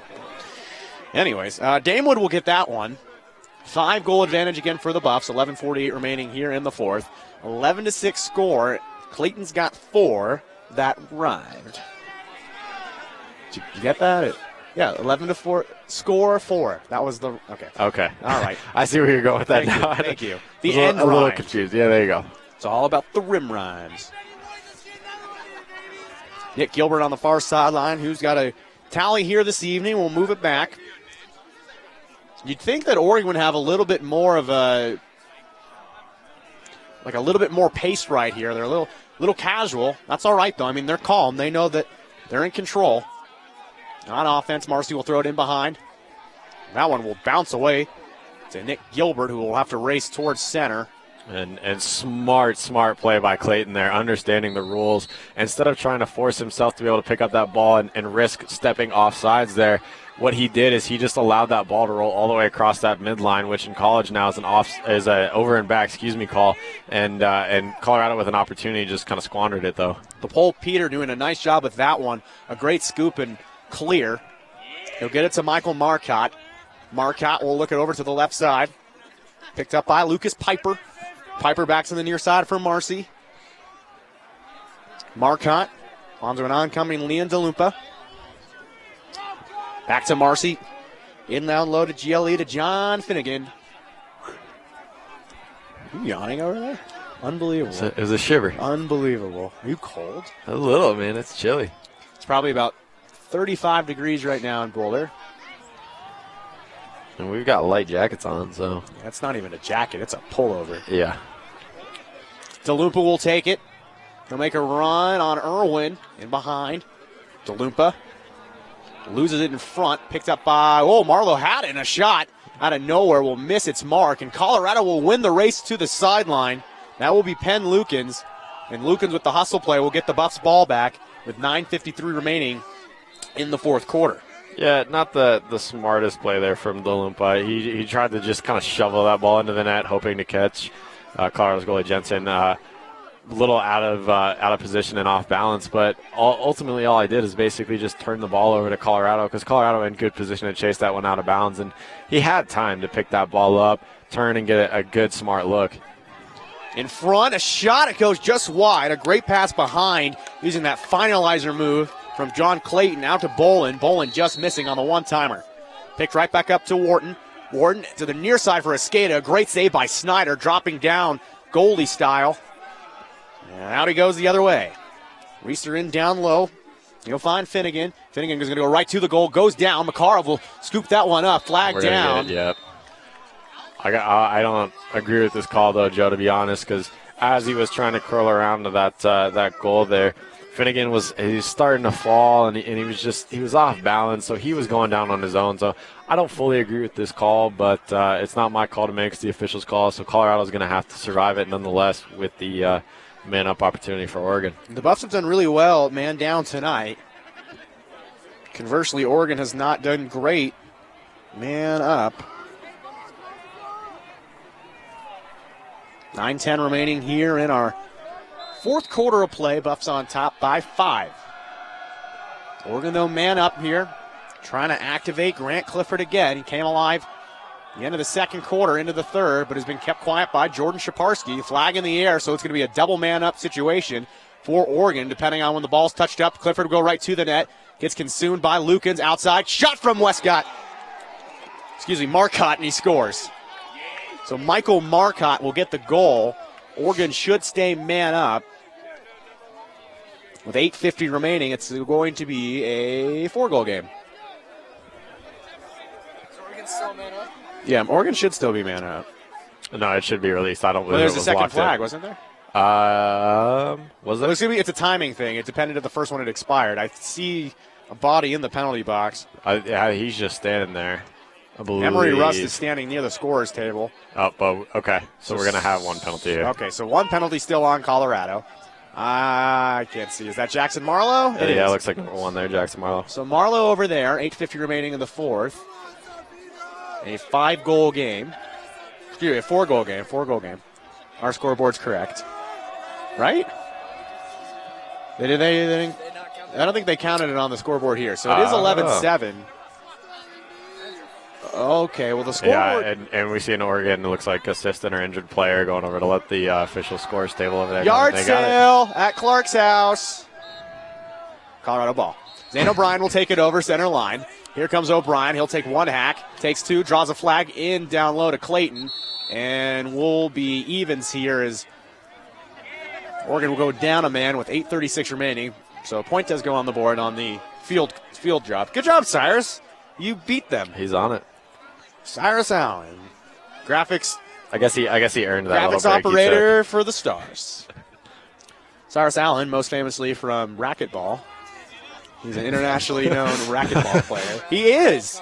Cyrus the Great. Cyrus the Great. Okay. Yeah, he's a top-ranked racquetball player in the world. I don't go to the same school on campus as you guys, so I don't know these stories. Yes, sometimes. You do. I don't.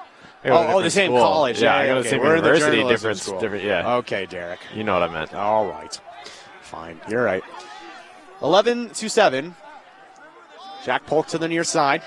It's Jake Gonzalez. Gonzalez around the edge. Takes a shot. You knew where he was looking. He's looking far post. Just missed it. 8:21 remaining. So both teams are man down as they're trying to figure this out. As I think that's Coach. I don't know who that is. I'm not going to pretend to tell who that is from across the field. Which one are you looking at? There was a Colorado assistant coach. It might have been a player, actually. Who knows? Polk will miss a shot again in the same shot that Gonzalez was looking at. Yeah, is that Ben?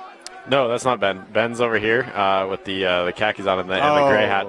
That's actually Coach, I believe that's Brian Powers, the Colorado strength coach. Okay, so Coach Powers. Hello, Brian. It's a great name for a strength coach, by the way, Powers. Power! 7:58 remaining in the fourth quarter. Make sure to stay tuned to the Radio 1190 postgame show, where we'll have more interviews and jokes and postgame analysis and dancing and John Clayton with the swim moves. Splitting the double team, loses the ball. Matt Peter again will head up the field. The long pole Peter, he has done a great job here tonight. Matt Peter's been, so solid on both ends of the field. Mostly on the defensive side. He hasn't been on the offensive side very much, as Jack Polk's going to get called there on a push. Yeah. So that's not going to be a penalty, though, since the ball was down, it was loose. So Oregon's just going to basically get a free ball here. Long shadows on the field with these stadium lights. They did light us perfectly for the halftime show, though. We didn't have to bring the light kit, thankfully. Yeah, I wasn't paying attention as much to that. Well, we were on the field. Yeah. Moved around the clock with 7:05 remaining here in the fourth quarter. Buffs on top by 4 tallies. But Oregon has got it in them to come back. 4-0 on the year. 4-0. 4-0. And kind of fancy pass there, trying to get it to that backside, but it was a good look. But again, Oregon kind of back to trying to dodge. They found the right matchup with the short stick. They tried to dodge.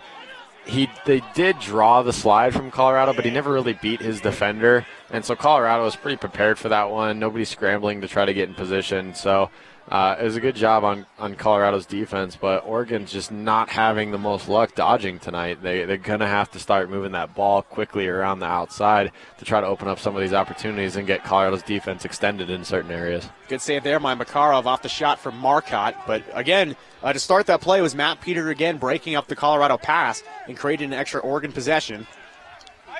Looking for a pass up the field. We'll go to Gonzalez. Gonzalez will take a travel through the center. He'll lose the balls. Will be scooped up and brought the other way by Oregon. It'll be Eric Reister. Reister's got some speed. Looking for an option as he doesn't want to shoot that one. This one will bounce out of bounds. Oregon has had a really hard time going east to west tonight. They've had a lot of miscommunication here, and they've lost the ball as a result. Buffs will pick it up. It'll be Hunter Molnar. Molnar back to the goaltender, Makarov. Over center for Colorado with 5:40 remaining here in the fourth quarter. Buffs on top by 4.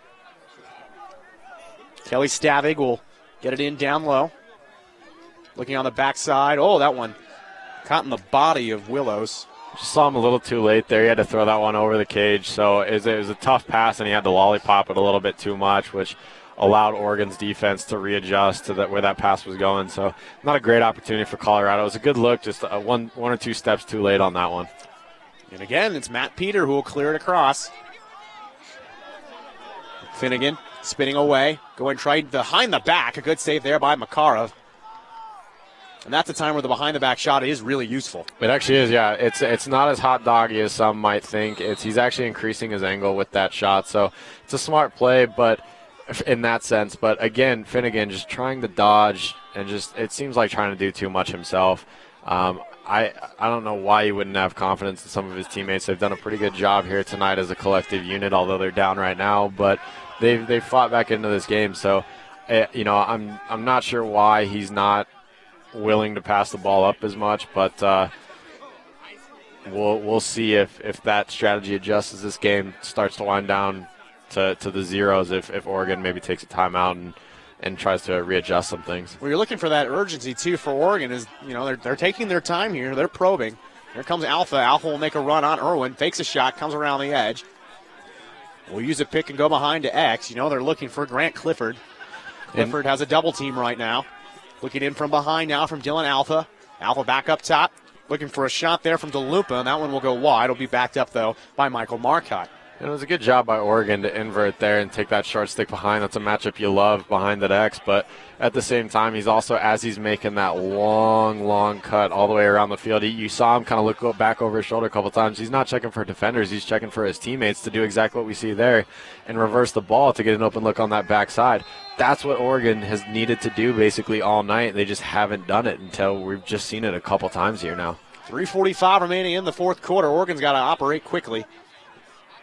Behind to Finnegan.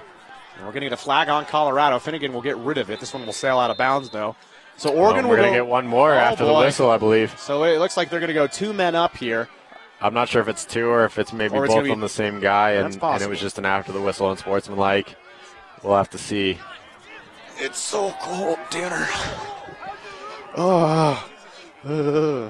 It just got cold, Derek. I was kind of all right before. Let's see what we got on the... It says it's 45. No way. I don't buy it. I don't believe it. Yeah, all right, it's 45 degree.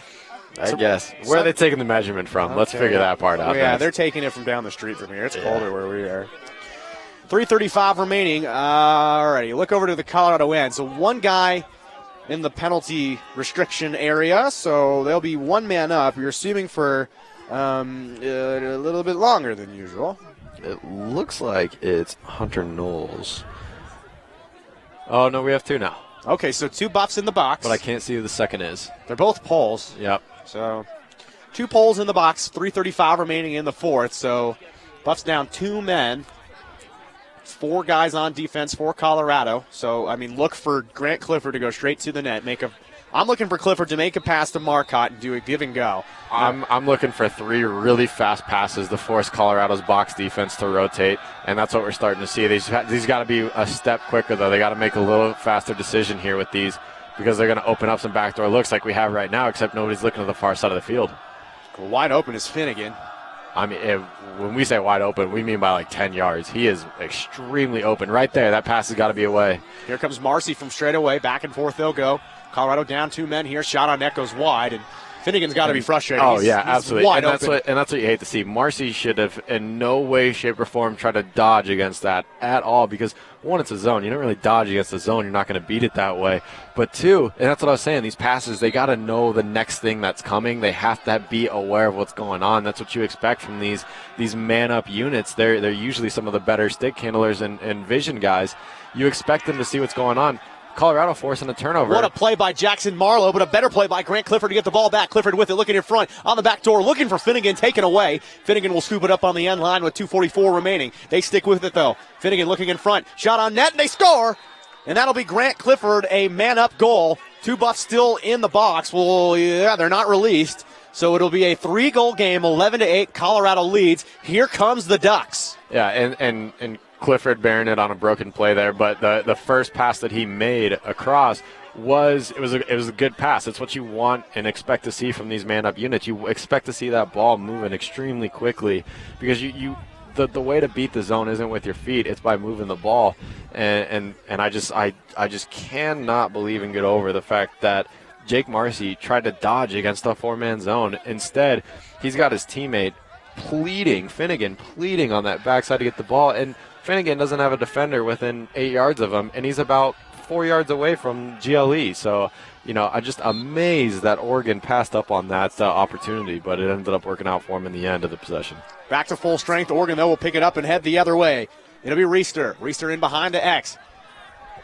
He'll find Marcotte as we're back to evens with 2.5 to go in the fourth. A 3-goal game in Colorado's favor. Oregon will send on the subs as they'll set up their offensive zone. Marcy will trigger on. Making a run for the sideline will be Charlie Myers. Myers back up top now to Marcy. Marcy operating back and forth with Myers. Oh, he'll lose that one. O'Brien will chase him down, but a good double scoop there off the bouncing ball with the 1:59 remaining here in the fourth, and we're going to get a timeout from Oregon. Timeout Oregon, 1:57 remaining in the fourth. Colorado up by 3. But give them credit. Oregon has made it a game here in the fourth. Yeah, they have. They've definitely fought back into this one. They've earned their way back into this one through a lot of good play and just determination. But Colorado, they seem like they still are playing strong lacrosse right now. They still seem like they're motivated and ready to go. It doesn't seem like they're down at all. They understand that they're back in a fight, and it seems like they've kind of geared it up a little bit. But Oregon is definitely coming on strong. You got to expect that they're talking about the next couple possessions that they're going to have, what they're going to do over there. And, I got to think that right now, Oregon's coaches, they have to have seen some of these opportunities. They would have just made that one extra pass, or that one guy on the off-ball side just made one extra cut, or just made it a step faster, V-cut, pop in, pop out, do things like that, get yourself open. Because if you're not getting open, you're not going to get the ball, you're not going to get opportunities.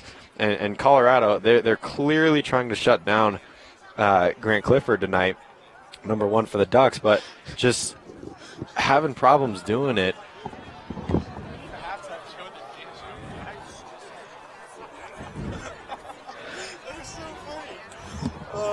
That's great. Joe's got some joke he wants to share with us, I believe. No, I don't. Okay, all right.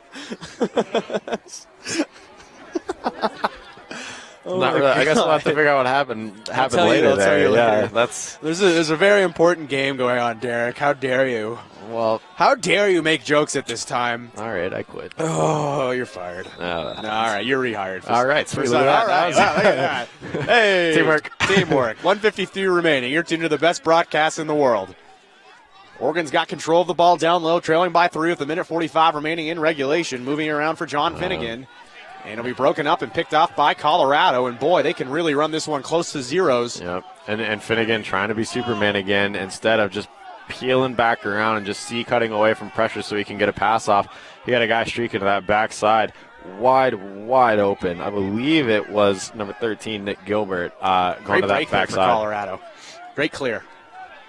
O'Brien's got it for the Buffs with a minute 18 remaining, and we'll see them play keep away probably for the remaining 80 seconds. Just kidding. Ben Wharton wants a fourth, and he'll get it. And that's smart for Colorado to keep the pressure on, because 3 goals is definitely possible in a minute in this sport. So good job by Colorado not to just try to run up the clock and instead put yourself in potentially bad situations. They're just going to keep the paddle going, and they're just going to make sure that the Ducks don't have an opportunity.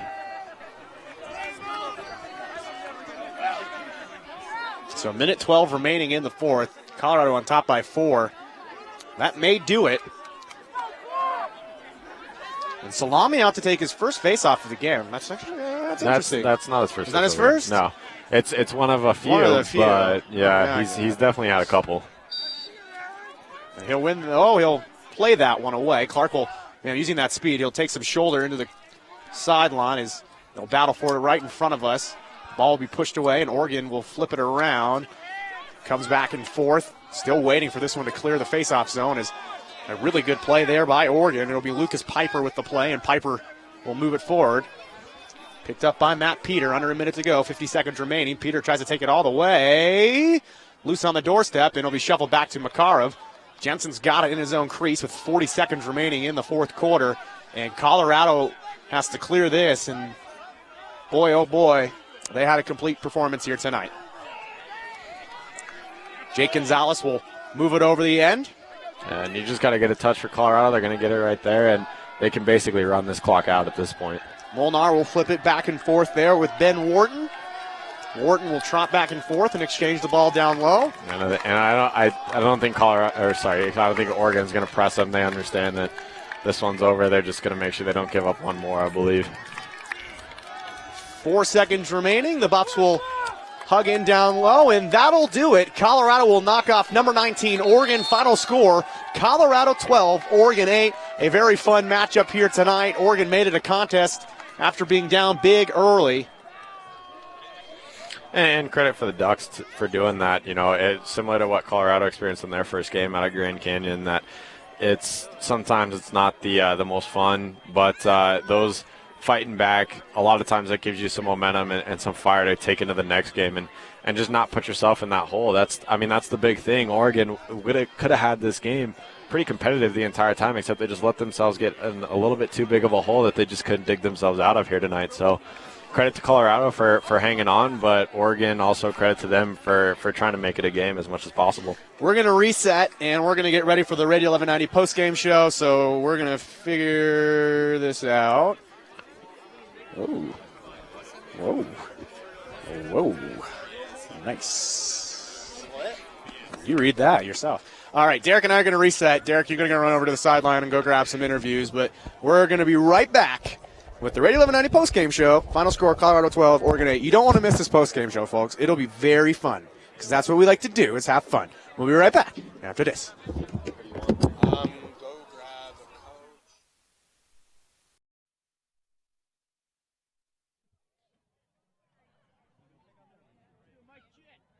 Hi, Sasha. Can you hear me? Yeah? I'm seeing some nods. He seemed nods. He's nodding at us. They were good. What are they arguing about up there? They're arguing about something Should we back throw there. mics up there to see? Yeah, just keep it up. Who cares? Okay. That's great. Are we live? I believe we're live. Are we live? Oh, I think we're on air. Yeah, we are, Joe. Broadcast 1. All right. Down. One down for the Yeah. All right. Derek went over to the sideline. Who do we have post game? So we're going to have assistant coach for CU, Aaron Gray, coming over, and we're also going to have the one of the two Oregon guys that we gave credit to in the pregame.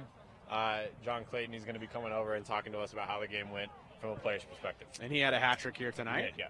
And so we talked about Clayton didn't play the first road trip down, and he's going to be a leader this year. He's one of the lone seniors on this team that have been a 4-year player, and I mean they've been through a lot in a good way. And so Clayton activating here tonight in his first game is really encouraging heading forward. Yeah, he had a good game, that's for sure. He played strong, he played tough. Coming into the game, like we said, he had a little bit of mental adversity he had to overcome, but did a good job with that. Was able to overcome that, and it played smart. He's going to say hello to some of the alumni that he's played with recently, won a national championship with, but I believe he'll be right over here just after that. Tanner, I guess if Tanner wants to, he can. Here he comes. All right. John Clayton's going to high five with everyone. Here he comes. Come on over, John. You get to stand in the middle because you're important. You can take off the lid, too. Yeah. Yes. All right. John Clayton here with us now. John, you start the year with a hat trick. Not a bad start against your former coach, Marcus McCain. Yeah, I mean, that was interesting. Definitely played McCain. I see he picked up a few tricks from us, not going to lie. He was running our ride, which was pretty funny to see. But, I mean, hell, it was fun to play them. I love playing Oregon. That's where I'm from, so it was awesome being out there. We were talking about that. One of your brothers played at Oregon State, correct? Yep, my older brother Richard did. So now you get to beat your brother's rival school. Feels good. All right. Yeah, definitely. I mean, it feels awesome. Just feels great to be out here with the boys again and playing lacrosse.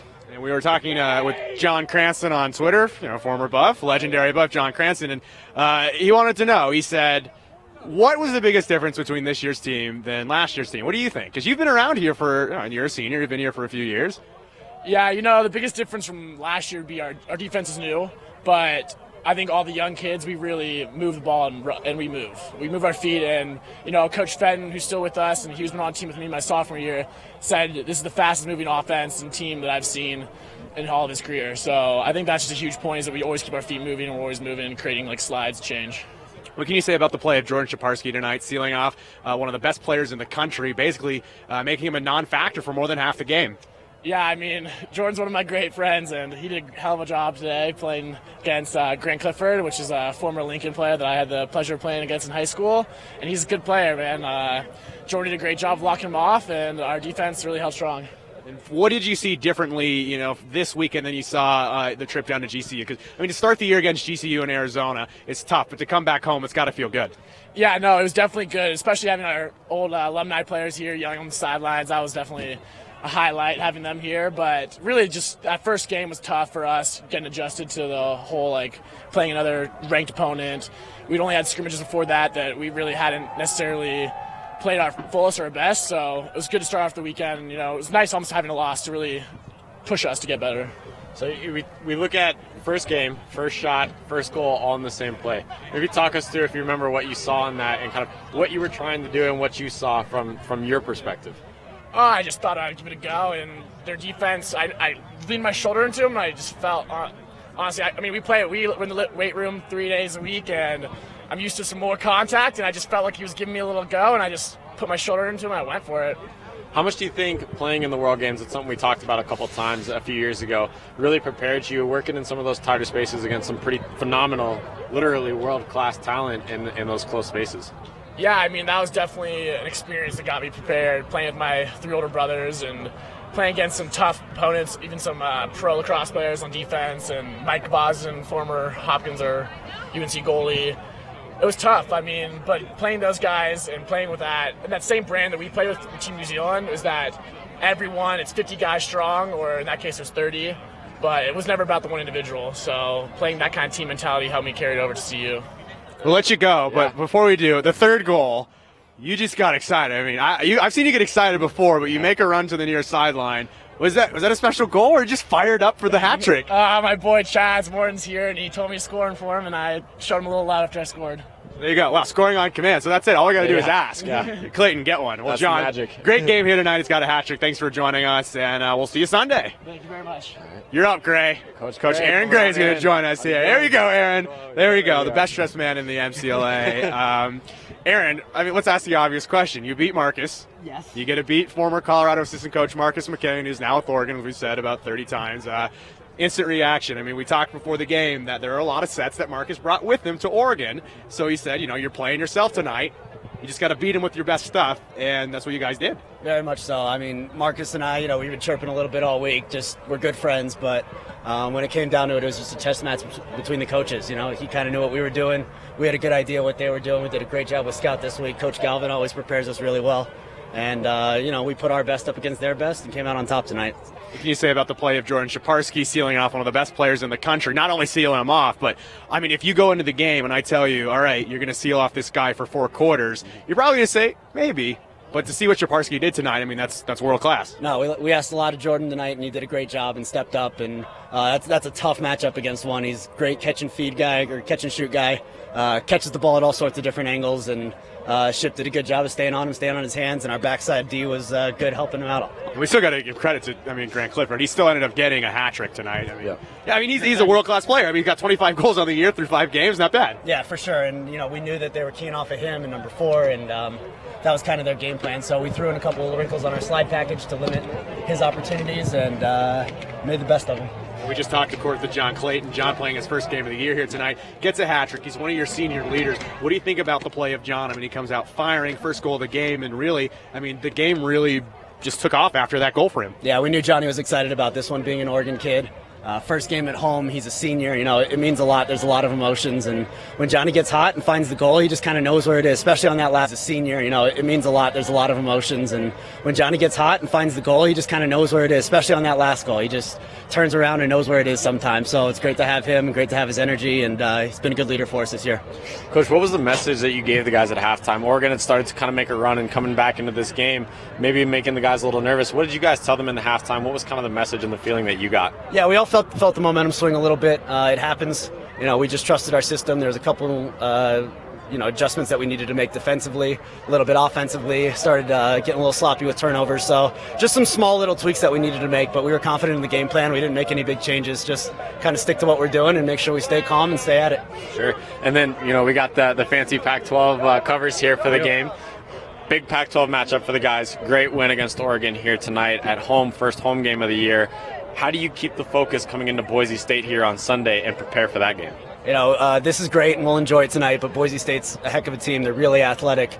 They're up and coming. Not many people know a lot about them, but we've seen good things out of them, so we're not overlooking them at all. And, we'll enjoy this one tonight and get back at it tomorrow and get ready for Boise.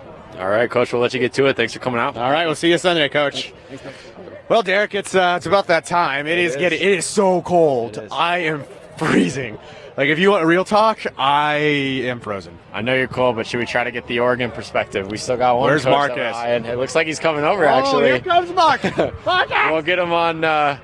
Get him on here. Yeah, Marcus, talking to Rowan over there. Marcus McCain, who we talked about all night. Good friend of all of ours. Yeah, absolutely. We miss him a lot. We do, yeah. It's been hasn't been quite the same without him, but definitely a good guy to know, a good friend to have, that's for sure. Was a head coach at Alabama last year. That's true, yeah. So he's been away from the program for 2 years, but he's back. Hi, Marcus. Yeah, cool. He's back. How you doing, man? Good. How are you? How's everybody doing? Hello. Good game. You guys really made a run. I mean, you go down 8-2. It looks like Colorado's running away with the game, but give them credit. They fought back and made it a real good contest deep into the fourth. Yeah. Colorado made some good adjustments in the scout that they had against us. We were struggling a little bit in the first quarter. Second quarter, we kind of spotted them 6 to 8 goals. A team like that, you're never going to come back and win like that. But we made some halftime adjustments to our defense and our offense. And our guys came together. We got a young team. We're kind of on the rise right now. So loss isn't so awful for these guys. And Grant Clifford had a really good game. Jordan Chaparski, who you're familiar with, did a very good job on him tonight. But, even when you're sealing him off, Clifford still gets 3 goals away. Talk about what he means to this program and really, how he set the tone for Ducks lacrosse. Yeah, he's a transfer, a guy that just came out. And, he's great for us. He gets all loose balls. He flies around. And he really just, he's looking for the net. He's always looking on the backside. And then, Marcotte, and other attackmen, they've been playing together since they were 3 years old. So, they have that great chemistry together. And they're kind of our leaders. They're just an extension of the coaching staff on the field. They can kind of calm our younger guys down. And it really helps us. Hey, and going into halftime, we asked Coach Gray this, getting your side of the story as well. You guys were starting to make that push. What was your message to the guys at halftime to continue that momentum and really try to get them to fight and make this the game that it was at the end?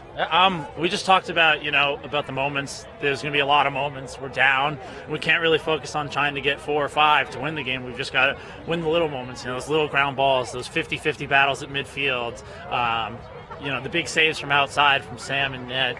We just talked about, win each moment that we can, and the guys kind of bought into that, and it helped us, come back a little bit. And we've mentioned it all night. We'll mention it one more time. 2 years ago, you were here on this field in the black and gold. How much of that did you really drive into bringing to this field here today and getting the guys ready? Or did you guys come in trying to focus on more your game over trying to play a CU type game on their own turf? We tried to compartmentalize it. It's just, for us, it's just another game. It was really the first crack at a real quality opponent that we've seen this year. So our guys were up for the challenge. They were pretty up this morning and all week. But we tried not to look at it any different. For me personally, this was a big game, one I've had marked out. But our guys, it was just another game. They wanted to get out there and really wanted to prove themselves tonight, and I think they did that. I think that game, that score is going to open a lot of eyes around the league, and it's definitely going to turn some heads. All right, let's talk about the week you had. Of course, back and forth with all of us, on Twitter, on text, or whatever. How much fun is it though to come back here and get to play one more time, or you're not playing, I guess, get to coach one more time at Kittfield? Oh, yeah, it's awesome for me. We showed up for practice this morning, and it was just like, wow, it's crazy to be back, and how far everybody's come. You got Mitch on the sidelines now and not in the net, and it's just awesome to see. And the support, a little bit of banter is good. Friendly rivalry, but the support has just been awesome. I hope we see these guys again in May, and if not, next year maybe we'll see them out in Eugene. I hope we get to go to you guys. That's a good road trip up to Oregon. Well, we'll let you go. It is cold. I'm sure you don't miss. Well, it's probably the same weather in Oregon. It's wet. Yeah, it is wet. But the Pacific Northwest weather. Well, Marcus, great to have you back. Thanks, we'll miss you.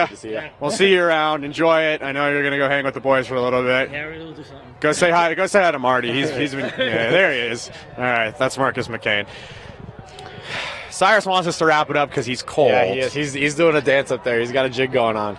You got a jig going on down here? It's the dance. It's the dance. All right. It's so cold. All right. Well, anything else? You got anything else, or? I think just one last thing to do before we sign off here tonight. What's that? First broadcast. We got a mic choose it. There we are.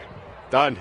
Alongside Derek Michelson, I'm Joe Paris. Thanks for joining us. We're going to be back on Sunday. We will. And what a day. Wow. I'm going to do the whole 360, take it all in. First game of the year. Absolutely. Buffs win 12-8. Thanks for joining us. We'll be back on Sunday. Make sure to keep the conversation going online on twitter.com @CU Men's Lacrosse. Tweet us everything you need to tweet us. And let's see, what else? Oh, thank you to Radio 1190 for sponsoring tonight's broadcast. Plugs. There we go, plugs. You're tuned into the Radio 1190 postgame show alongside Derek Michelson. I'm Joe Paris. We'll be back on Sunday. Enjoy your Friday night. Go Buffs.